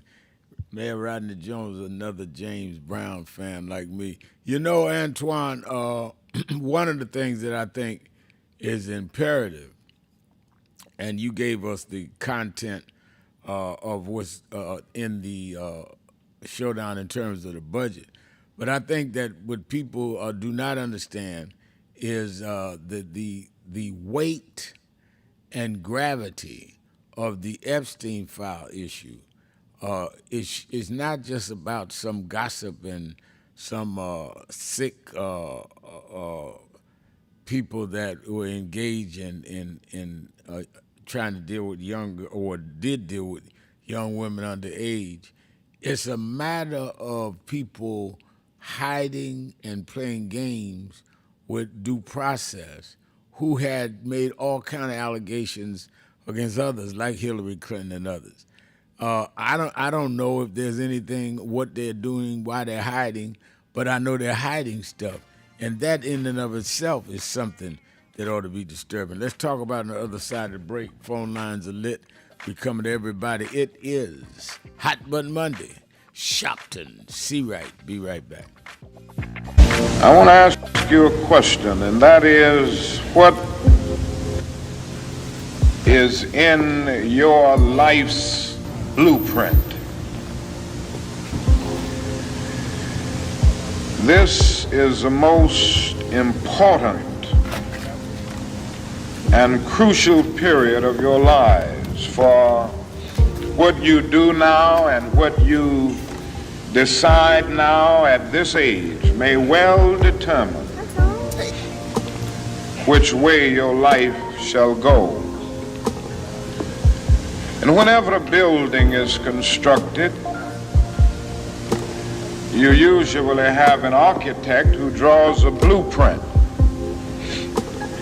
And that blueprint serves as the pattern, as the guide, as the model for those who are to build the building. And a building is not well erected without a good, sound, and solid blueprint.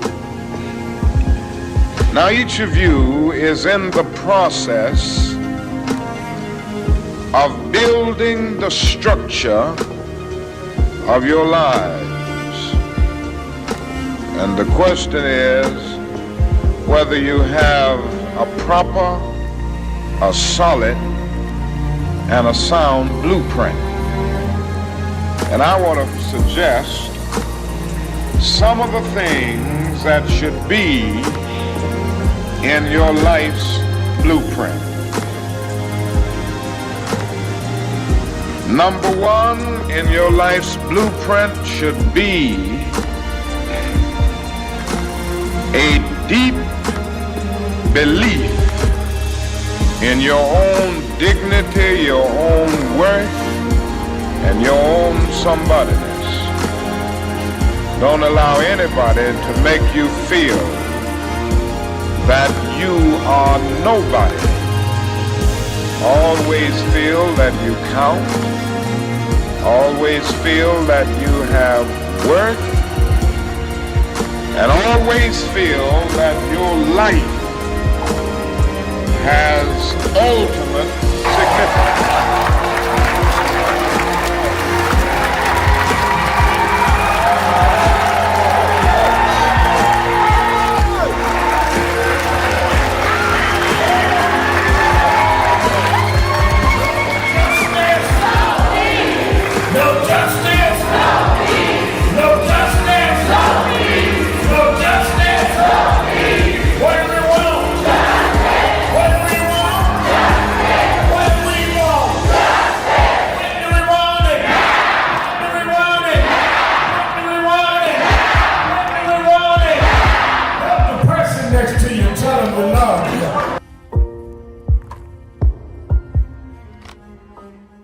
Stop telling yourself you're not confident of what you could do. When people with half your skills and a quarter of your talent have gone on to create big waves in life, if you look at them and you know you're more gifted than them, then what is your problem? You are looking for someone to come and drag you into success. You've got to use what you have, which is, in my judgment, more skillful than others I've known in your areas. Use that and believe in that, and your confidence will build up as you get going and start doing. And don't chase the spotlight. Sharpen your skills. Live in your purpose. And you'll get so good the spotlight will be chasing you. Be so good they can't help but talk about you and put the spotlight on you. You don't get your energy from chasing the spotlight. You get your energy by chasing your purpose. The spotlight and other adulation will come with it. Have a great day.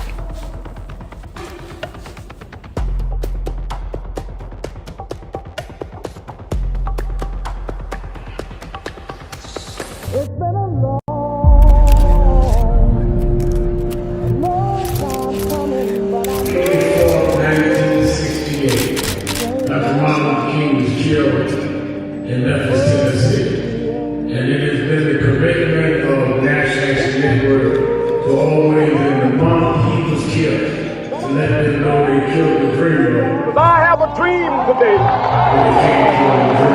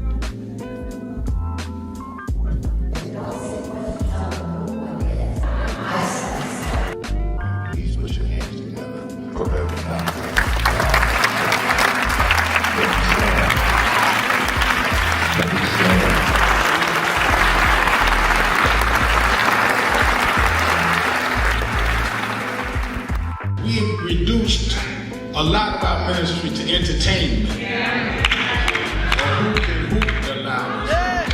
Who could run around the pulpit more? Or who got the dresses fancy and don't deal with the ministry? Jesus healed more people than he preached to. Because there is in the healing your message. They followed Jesus because he healed a woman with the issue of blood. They followed Jesus because Jesus saw a blind man named Bartimaeus.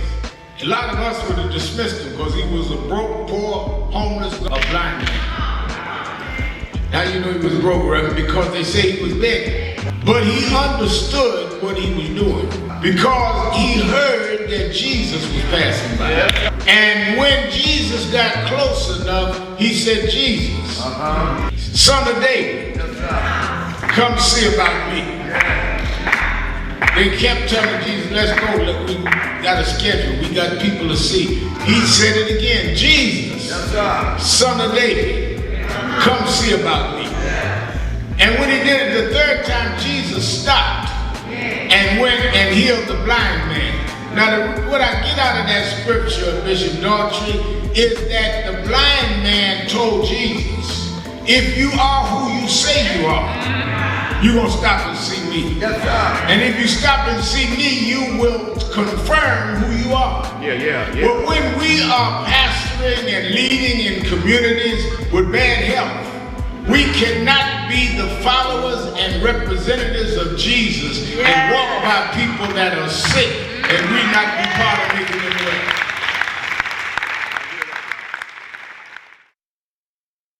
For 90 days, they're going to do a study of what companies have pulled out of DI and what companies have a small margin of profit. And we in 90 days are going to announce the 2 companies that we're going after. And we're going to ask everybody in this country, black, white, brown, gay, straight, woman, trans, don't buy where you are not respected.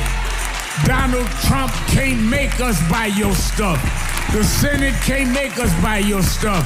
In the name of Dr. King, we're going to do what Dr. King did. Trump tweeted the other week, I'm a con man, don't call me the coin man. I'm going to stop the coins from dropping in the wrong place. Keeping it real. I am your host, Reverend Al Sharpton. Antoine Seawright is our co-host. Antoine, the status of where we are with the Epstein files, I don't want us to forget the significance of it, not from a gossip or trying to peep under the covers kind of thing, but from the process of accountability, looking at it through those lenses. Where are we and why are we not getting the entire file? Well, the bipartisan committee in the House, the Oversight Committee, voted to have the Epstein files information released. If you remember, in the very early stages, they released 3% of the information that was new. The other 97% that was released was already in the public sphere to some degree. What they've continued to do is do the slow roll or slow drip of information to try to slow drag this process, because that is politically advantageous for whoever is worried about what's in those files, or whomever know what's in those files and do not want it to leak out. What you saw happening since the Charlie Kirk killing is that the FBI, under Cash Patel, who's taken a lot of hail and heat from the right-wingers in his own party, what he's doing is now is redirecting the FBI's attention, if you will, to investigating what they describe as left-wing, trans, LGBTQ plus favorable Democratic groups and other entities who may have posted things about Charlie Kirk, i.e. anti-free speech. That's why I brought that up earlier. And so what you see happening now is a deflection from having to speed up the process to the oversight committee of releasing information by the FBI. They're acting as if the FBI can't do two things at the same time. And because Republicans control the committee and the process, you do not see this speeding ticket violation, if you will, issued to the FBI about getting the information in a timely fashion, and then they get to decide what and what they do not release and when. Now, the not releasing it, of course, is what incites a lot of speculation. And I think that it's clear that the president doesn't want to release it. At the same time, I think we've got to raise a contradiction. We don't need to do it at the expense of dealing with the fact they want to let the Affordable Care Act, parts of it, expire at the end of the month.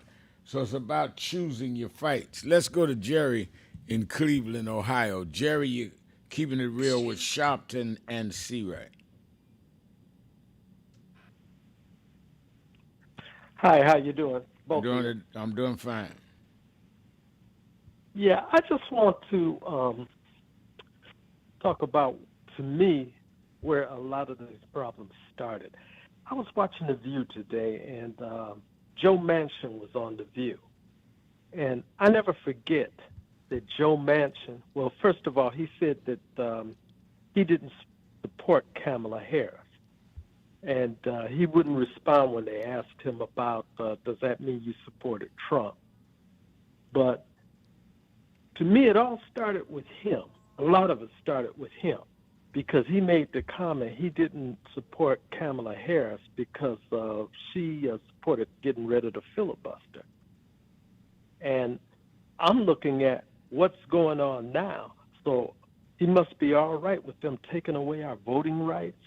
He must be all right with them gerrymandering. He must be all right with them pulling. I was watching Tom Hartman, who said there were over 4 million people who were taken off the voter rolls. And if those people weren't taken off the voter rolls, there was a good chance Kamala Harris would have won. So I think things would be a lot fairer if he'd have went and voted to get rid of the filibuster for voting rights of all things so that we could all have equal rights than what he did. Another thing I wanted to ask you about, it was a while ago that I called in. And two more points I want to bring up. One is I was the one who asked about the congresswoman who was locked in her office. If you remember what I'm talking about, she was locked in her office and couldn't go anywhere in Texas. And she was locked inside her office? Yeah, remember the woman that was locked in? She was locked in a room, wasn't allowed to leave because they left Texas because of the. You're talking about the state. You're talking about the state representative, the African American state representative. Yeah. And they came into the bathroom and threatened to arrest her for being on the phone. Yeah, she spent the night on the floor. Yeah, okay, I know who you're talking about. And I'm wondering if maybe you could answer this question. I have one more point to make afterwards. Have you heard anything about her in terms of suing or going after them? Because I still say that's kidnapping. Have you heard anything? I have not heard Because anything. I don't. I've had on Politics think... Nation twice, and she's not said anything about what measures she was going to take. No, I've not heard that. Yeah, to me it seems like Democrats let too many things pass. Republicans would be going after it, and they're loud and boisterous. Now, it was quite a while ago I asked you about, there are a lot of judges that give larger penalties to black and brown people as compared to whites. So a black person might go to jail for 20 years for something, and a white person might be a misdemeanor. for example, that if you remember that police woman who went to the wrong apartment and shot a black man who was sitting at his chair eating ice, Amber Geiger. and the judge gave her 10 years. Yeah, Amber Geiger. Thank you for saying that name, because I wanted to look up and see, did they let her out or anything? But No. I'd love to see, No, she's not out. it put She's not out. Okay. I would love to see these judges exposed, the ones to give lighter sentences than what blacks get. I mean, just put out on the media. Maybe that would put a little pressure on them to start dealing with things more fairly, although it seems like these right-leaning people don't seem to care anymore. And I want to remind people that Charlie Kirk once said that some gun deaths are worth it. So that comment, and I'm not condoning it, but that comment came back to haunt him. And so I'm wondering, the people that cheered when he made that comment and loved it, how they feel. Do they feel his gun death was worth it? And that's all I wanted to say. All right, thank you for your call. I mean, I can't answer how they feel, and I cannot condone, and I don't condone Charlie Kirk saying gun death. I don't think is worth anybody's position. If you're going to have a democratic society, everyone, including Charlie Kirk, should have the right to hold their position without being afraid of gun violence. And I'm saying this as somebody who's taken a knife in my chest. I do not think that that is right. Let's go to Leon in Dallas, Texas. Leon. Good afternoon, gentlemen. First of all, Reverend, I'm trying to find out. Excuse me. Let me clear my throat. Were you aware of Dr. Haynes's pending surgery? Yeah, I was. Okay. All right. Now, secondly, these full-throated attacks that have surfaced since Trump has been high profile and president multiple times have not relented. And just because one person was assassinated, that doesn't seem to me like it's going to stop. He was almost assassinated, and he still came back 100% with his 2025-ish, I call it Ku Klux Klan Nazi agenda. But from my perspective,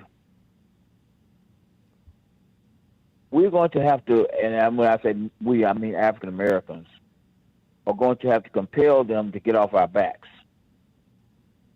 I'm thinking that economically is one of the main weapons we have to get them off our back. They took millions of dollars from us via this repeal of DEI, labeling things woke. Well, we should be taking millions of dollars from them to show that there's a consequence for them messing with us. Now, I don't have, the platform to, how can I say, organize black people into doing something that similar to what we did during the Civil Rights Movement. But during the Civil Rights Movement, we had more hammers going on our head than we have now. I mean, when we tried to march, they put dogs on us and fire hoses and locked us up. And now, all that's been overcome.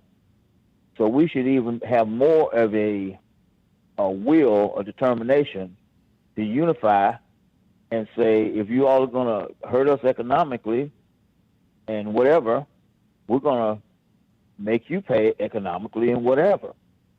And I am of the opinion that from a corporation standpoint, when we start hitting these corporations hard, it would be just like the Montgomery bus boycott. When they stopped riding the buses, there was an overarching force that caused them to desegregate those buses. So, I mean, I don't know why we can't seem to understand that we need to unify from that perspective. But until we do it, we haven't done it. And I don't think that Trump and his acolytes, minions, or whatever you want to call them, you know, using a big word, his thugs, his gangs, are not going to stop until they feel that there's a consequence.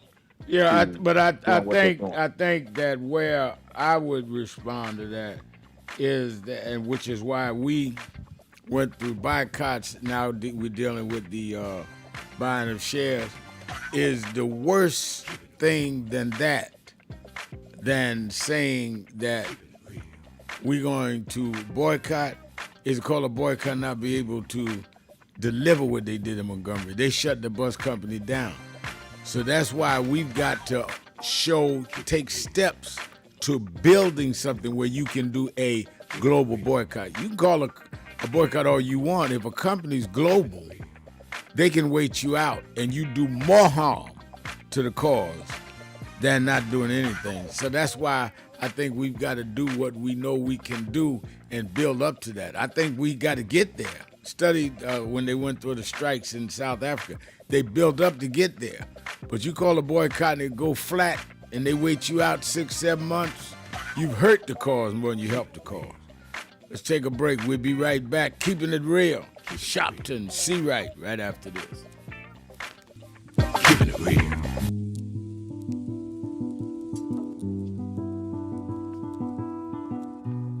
I had a thought this morning that I wanted to share with you about mentorship. I am able to do a lot of what I do because I had great mentors, but there are correct ways and incorrect ways to mentor people, in my opinion. I was mentored as a boy preacher by Bishop F.D. Washington, one of the great Pentecostal preachers of his time. Then Reverend William Jones, who became my pastor after Bishop Washington died, who was unquestionably in the top 5 black church ministers, theologians. Reverend Jesse Jackson, who I started my activism under his leadership, he and Reverend Jones. And I learned politics directly as a youth director from Shirley Chisholm. So even though I didn't finish college, I had the most unique education in the world from being exposed to giants. But the one thing I learned is as I grew older and people started coming younger than me and wanted me to teach and mentor them, the magic of the mentors I had is they did not want me to be their clone. They wanted me to learn things from them and use my own gifts and talent in my own unique way and let me do things on my own, because they knew that if I flopped in some things, it would teach me for the other things. They'll come and help me once I was down, but they were not going to have me avoid being down. And they were not going to impose themselves on me. Why am I saying that? Because too many mentors want clones, and too many mentees want their mentors to put them on a pedestal. Oh, so-and-so didn't do this for me. Oh, so-and-so didn't open doors for me. If they got to open doors for you, it may mean that they knew you weren't ready to go through those doors. Their job is to prepare you. Your job is to develop your own skills, your own unique ways. And I don't care if it's my daughters, who both have come into their own, or anyone else.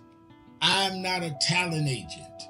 I did not form National Action Network to give people their step up. I formed it to fight for justice for everybody. If talented people get in, it's my job to invest and give them a platform. It's their job to get on the platform and perform and show their ability.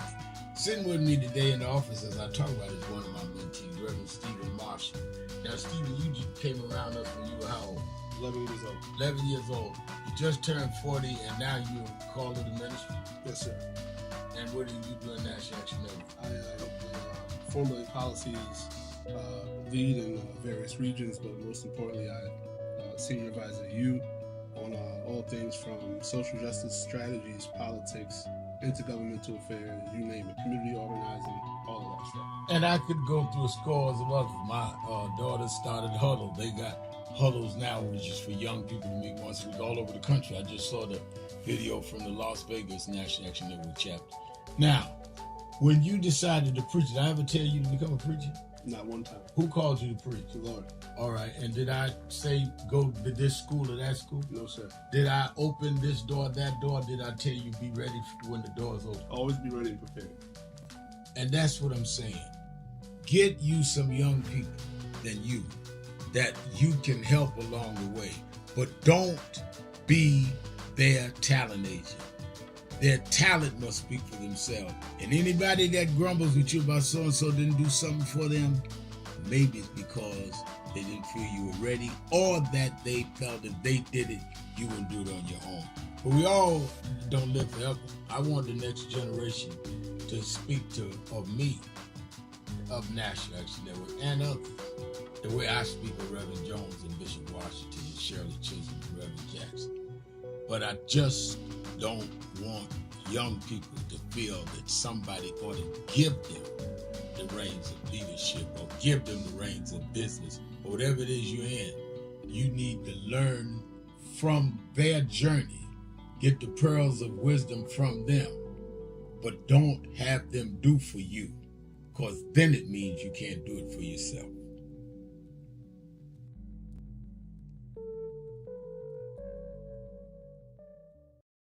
I want to ask you a question, and that is, what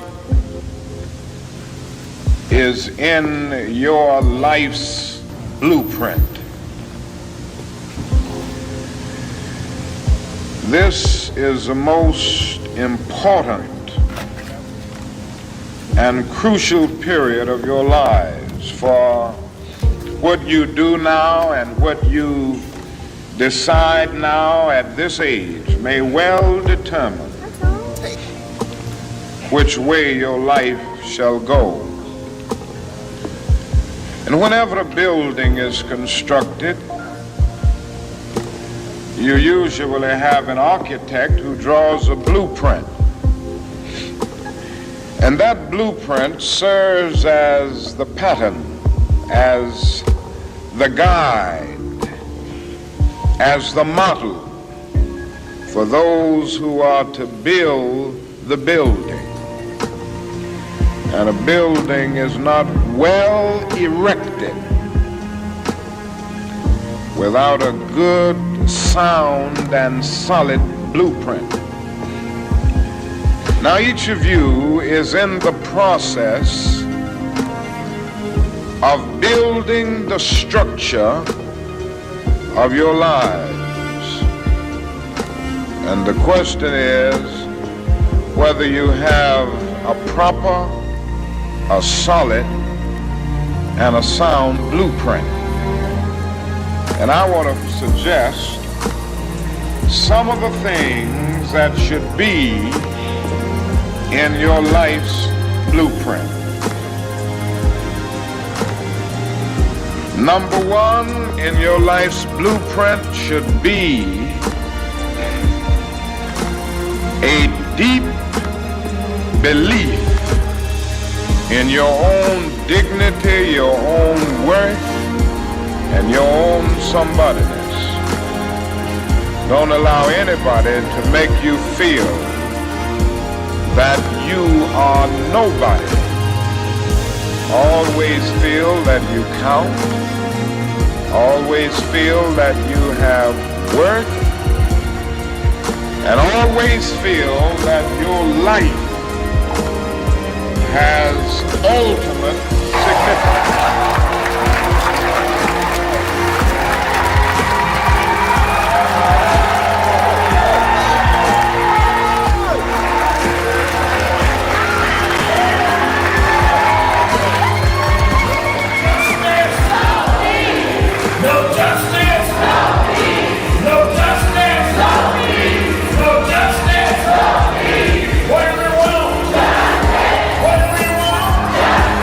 What do we want?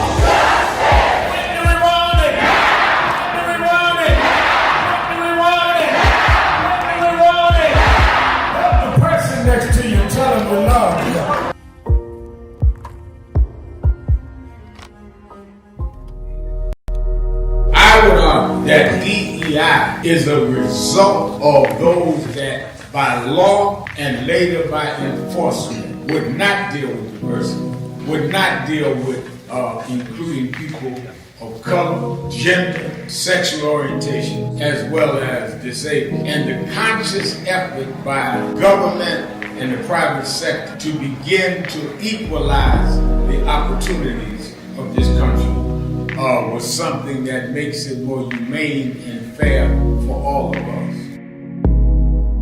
To DEI diversify. It's not based on the lack of merit. We could not show our merit because we were extremely pompous conservatives that talk about we want a society based on merit. Well then, if it's based on merit, then why did you discriminate based on race and gender? Until they cut off much of the population and then had merit between white males. That was what they meant, not merit. Let's have real merit, but let's also make up the ground that those of us with merit was not able to. Keeping it real, I'm your host, Reverend Al Sharpton. Keeping it real. Antoine Seawright is our co-host. Let's go to Rod. Rod in Detroit, Michigan. Rod, you're keeping it real with Al Sharpton and Antoine Hello, Reverend Al. Seawright. Hi. Can you hear me? Yes, I hear you. Okay, sorry about that. I had a little mishap. I got you on speakerphone. I'm going to take it off real quick. So, okay, Reverend Al. Yes, this is Rod, also known as the Lightning Rod, inspiration, motivation, creation, and all that good stuff. So, two things, Reverend Al. What up, though? What up, though? Live from Motown. We're trying to get Motown Records back here again. You know, the original Motown Records over there in California, and we ain't having it, bro. We got to have it back over here. I've been talking to David Ruffin Jr. Hopefully, we want to make something happen. Talk to Smokey and Barry. Maybe we can get you in the mix, too, as well. We want to get Motown Records back over here officially. Now, Reverend Al, let me get to my 2 points. The first point would be hashtag Black Behavior Matters. Hashtag Black Behavior Matters. Also, hashtag police reform. And also, I am very happy about, yes, what's going on in Memphis. They're sending them over in Memphis. They're going to send them over to New York. They're going to send them over in Detroit. National Guard. Send who over? National Guard. Yeah, Chi-Town, you're not off the hook. They're going to be back over there for you, too, as well. But it has to be done right. I would not want the National Guard to go over there to be abusing and messing over good people. You know what I'm saying? So I want them to work with the local police officers to back them up to make this happen, because hashtag Black behavior does matter. Now, Reverend Al, my main point is Colin Kaepernick. I am very disappointed in the black GMs. There are like 9 black GMs. I'm disappointed in these guys haven't even stood up for this man, haven't even said anything. But I'm also disappointed in Colin Kaepernick. He is so to his dope. I'm wondering, why didn't Colin Kaepernick try to team up with you to put this on a broader level to hold these African-American GMs accountable for giving him a tryout? Because when you say Colin Kaepernick, Rev, you have to think about police reform and all the things that you stand for as well. You know what I'm saying? Police reform, George Floyd, hashtag stop police brutality. So my question to you is, what is Colin Kaepernick's issue with trying to link up with you and others to actually, and the people, to get his message out there that he deserves a tryout? I think all of us together, Rev, can help him get a tryout, especially holding these black GMs, 9 of them, accountable, starting with Brad Holmes over here in Detroit. They need to give this man a tryout, and they need to stop listening to the rhetoric of, well, it's been too long. He's 30-something, not 60-something, people. Let's get it straight. Let's get it clear. Well, and let me answer your question, Todd. Thank you for your call. Thank you for what you said. I mean, I think you're right about Kaepernick. I think he should have been given a trial, should be given a trial. And to be candid, I would support it. I would hook up and do whatever I could do.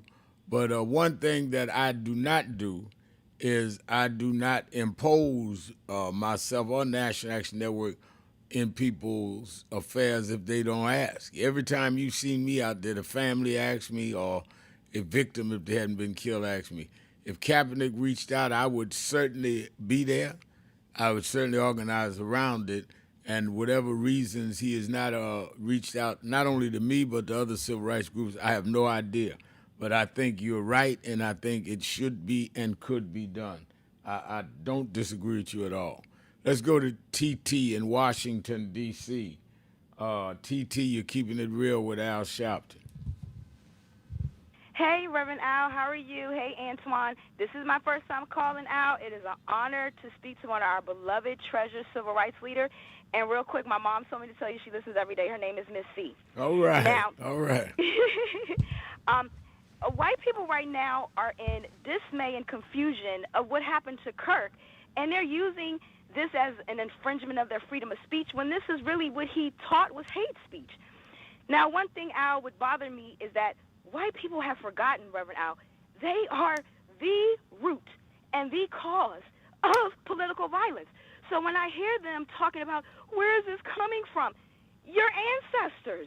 If we go all the way back to the Civil War, Al, if we go back to Abraham Lincoln, who freed the Emancipation, he got killed in the theater. If we go back to J.F. Kennedy, Robert Kennedy, Martin Luther King, all of these political leaders that fought for black people, what happened to them, Al?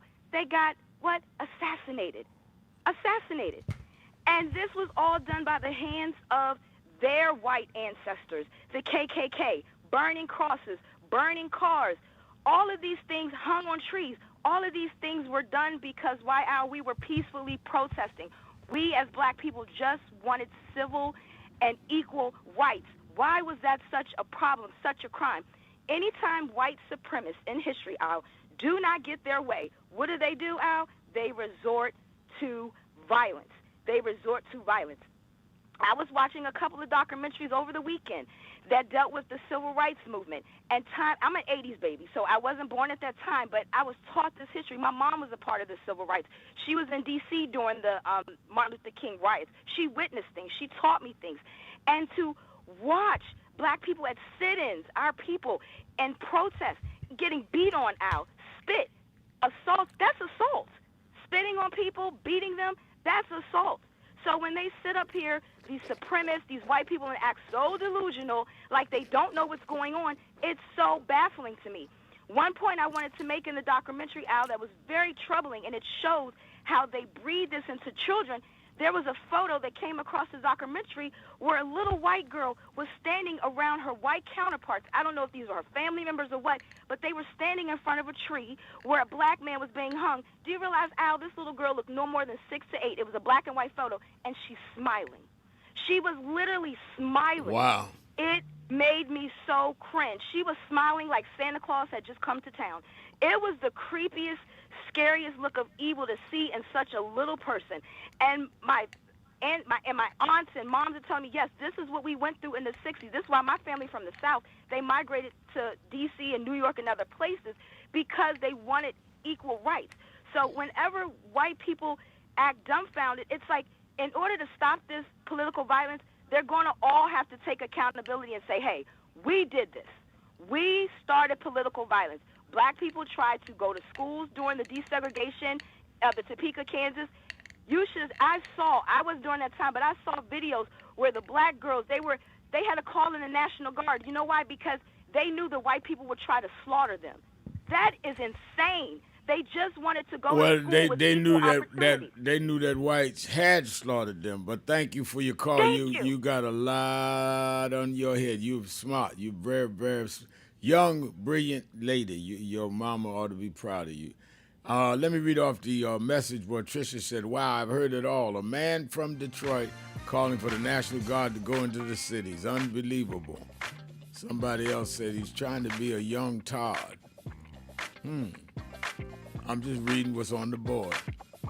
Oh, no, a mini Todd. That's what Happiness Donuts is saying. You know, my listeners be coming at you now. Be ready for it. You step out there now. We're going to have the correction committee handle you. Let's take a break. Be right back. Keeping it real. Sharpton See right. Be right back. Keeping it real. No justice, no justice, what do we want? What do we want? We are the sons and the daughters. We gotta stand up and make it loud. Just like our God told the Pharaoh, let my people go, go. We are a new generation from the ones who have come before. He's calling us into freedom, let my people go, go. We never shine, never shade. Give me a papa God, rain, make the heavens. If you don't say you know what trouble, let my people go, go. The blood, sweat, and the tears that we gathered through the years. If you don't say you know what trouble, let my people go, go. Wade in the water, we did wade in the water, children.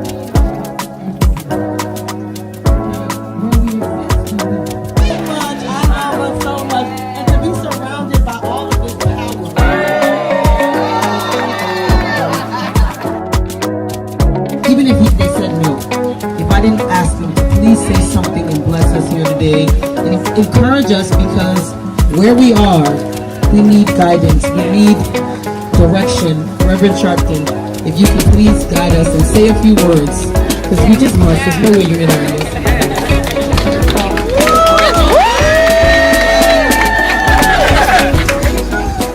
Baku is so special to all of us.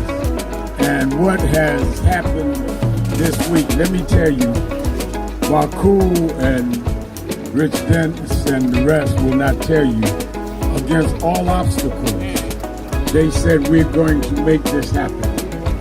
I was here 31 years ago when Essence Music Festival started. I've spoken at every one for 31 years. They wanted to stop this. They ended DEI. But just because they ended DEI, we will not DIE. We are indebted to these sisters because they reconnect us. You are strong not by your branches, you are strong by your roots. And the reason that this will survive is the roots that they have brought us from the motherland. Tell us that we're stronger than the waters that we had to pass over. And if we go back to the roots, we can take the waves and the storms of the ocean. Because God brought us here to save the human race. And that's why we're here. God bless Baku. Bless you, sister. Bless Reverend Jasmine Crockett and all of you that are here tonight.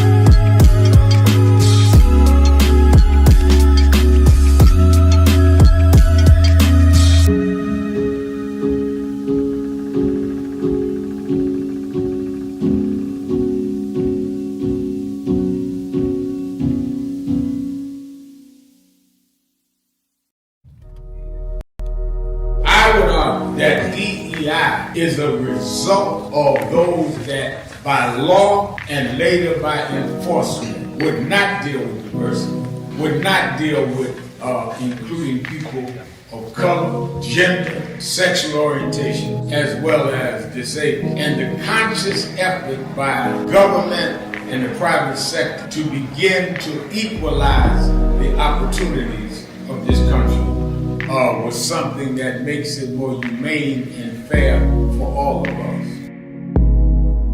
To DEI, diversify, is not based on the lack of merit. We could not show our merit because we were pompous conservatives that talk about we want a society based on merit. Well then, if it's based on merit, then why did you discriminate based on race and gender? Until they cut off much of the population and then had merit between white males.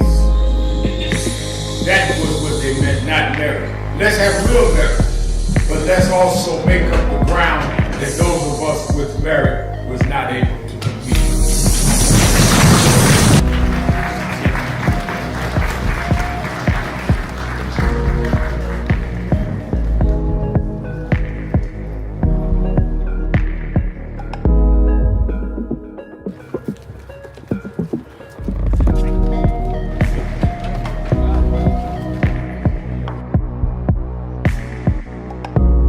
For 90 days, they're going to do a study of what companies have pulled out of DI and what companies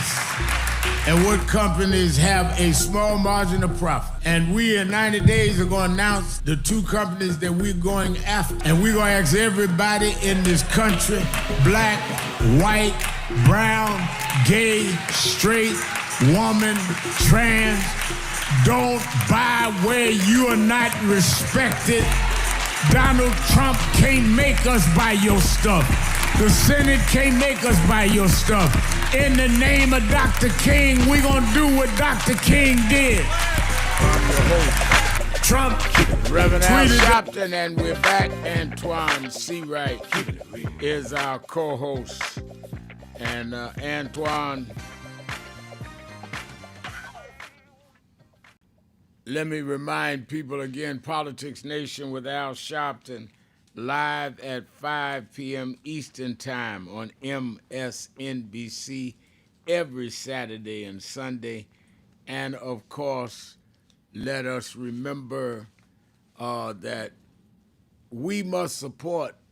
One of the things I'm a stickler for, supporting all that have a microphone, because they're trying to take it from us.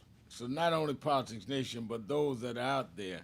And in these times, we need to be informed, and we need to be passing that kind of information around. You that are in the New York area, meet me or beat me to the Saturday Action Rally Saturday mornings at the House of Justice in Harlem, 145th Street and Lenox Avenue, 9 a.m. to 11 a.m. Had a great rally this past Saturday, and I will be there looking for you this coming Saturday. And then again, we are informing you the Triumph Awards, our annual cultural awards, will be on Monday, October the 6th. And we are honoring this year Babyface Edmonds. Babyface will be there. Stephanie Mills. And she'll be there, as well as Ari Melba of The Beat on MSNBC, our Friendship Cultural Award. All will be there, and we also celebrate my birthday, which is October 3rd. And I don't know that anybody and any could see that kind of lineup, see those people get their awards, hear their remarks, free. All you got to do is go to www.nationalactionnetwork.net and sign up right now, www.nationalactionnetwork.net, or you can call the toll-free number at 1-877-626-4651. You cannot get in without having called in and got a ticket. So make sure you call in and get a ticket. Antoine, in terms of the Congressional Black Caucus, I want you to give us a real forecast, because I had Cleo Fields on, and I had Congressman Reverend Emmanuel Cleaver. All of their seats are at risk if these redistricting schemes by the Republicans go forward. Give us a sense of what is at stake here with this redistricting and what they're doing. Well, Rev, it's a fight for survival, and that's why I'm often criticized during the elections by some who look like me, some who don't believe like me, and some who do. When I say that black folks are casting a survival vote in every single election, and if you didn't believe me when I said it the last election, look at what we're talking about now. We're talking about the extermination and the elimination of not just black congressional seats by way of whitewashing or bleaching these districts, redistricting, but we're also talking about putting further limitations on our voting, i.e., as they try to unravel the Voting Rights Act by way of the nation's highest court. And that's why when we talk about the importance of elections and the importance of our vote, it's not just about the Democratic Party, but it's about literally the survival of our people. And so the Congressional Black Caucus is going to do or attempt to do what has always been done since its inception, with 13 members, now the largest class ever, and that's fight for the rights of every people, but with a lean and a focus on black survival. That's the redistricting fight, whether it's lawsuits and partnerships with other on-the-ground organizations, NFCP, Urban League, NAN, and others, churches, religious affiliated groups, etc. But we're also going to fight to make sure that places like California, who have ballot initiatives on the ballot to help shape the redistricting fight, that folks understand the importance and we turn out. We're going to make certain that we shape what happens in Ohio with redistricting and have voice and say so there, so Amelia Sachs is not eliminated, another black caucus member. We're going to make certain that they can't do further damage in North Carolina, make certain that they don't try to rewrite the Constitution or rewrite history in Florida to further exterminate political power there. So the CBC is going to fight the redistricting fight, also remind folks how and why this is important, because the Congress does not draw the seats, Reverend Al, as you know, and a lot of people think that's true, but those seats are drawn at the state level.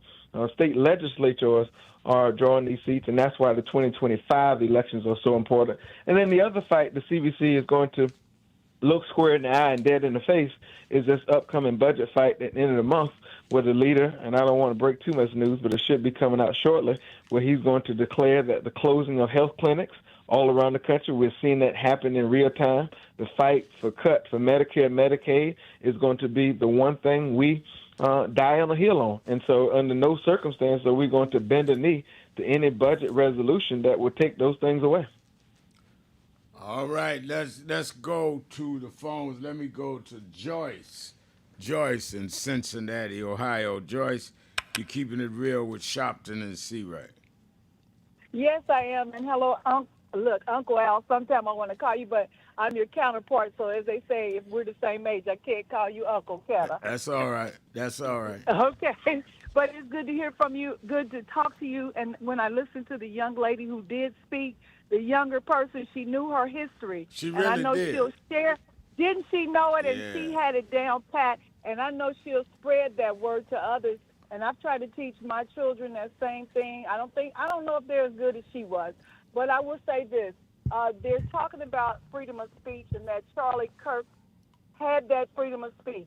He had the freedom of speech to say if he sees a black pilot, he wonders if they can fly the plane. He says that some gun deaths would occur to protect the Second Amendment. Now, when we repeat those things, some people are losing their jobs for strictly repeating what he said, and isn't that our freedom of speech? So how is it that he gets freedom of speech to say all type of manner of things that are evil, stone, gay people?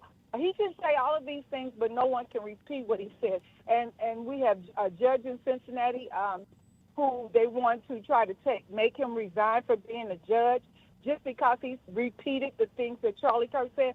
But what's serious is that a young boy in Colorado shocked some kids. Why isn't the flag at half-mast, or why isn't the same day?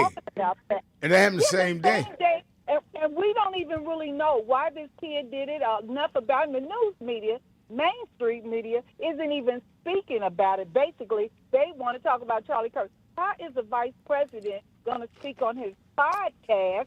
This guy was 31, never went to college, and never did anything to free anybody, help anybody. But he's somebody that the president of the United States and the vice president are standing up for, and people. Now, he shouldn't have been killed, but he said some deaths would occur because of protecting the Second Amendment. So I'm just shocked that the kids at this school and the people before at the Catholic school, no flags at half-mast for them, but there's something for a person, and this is sickening. It's just sickening to me. So continue to tell us, help lead us, because we're getting down, Uncle Al. I want to keep calling you Uncle Al. We are getting down, but I know that you can help lift us up, help unite us, keep us in the fight for freedom and for our freedom, poor people's freedom, black people's freedom, the right of our freedom of speech.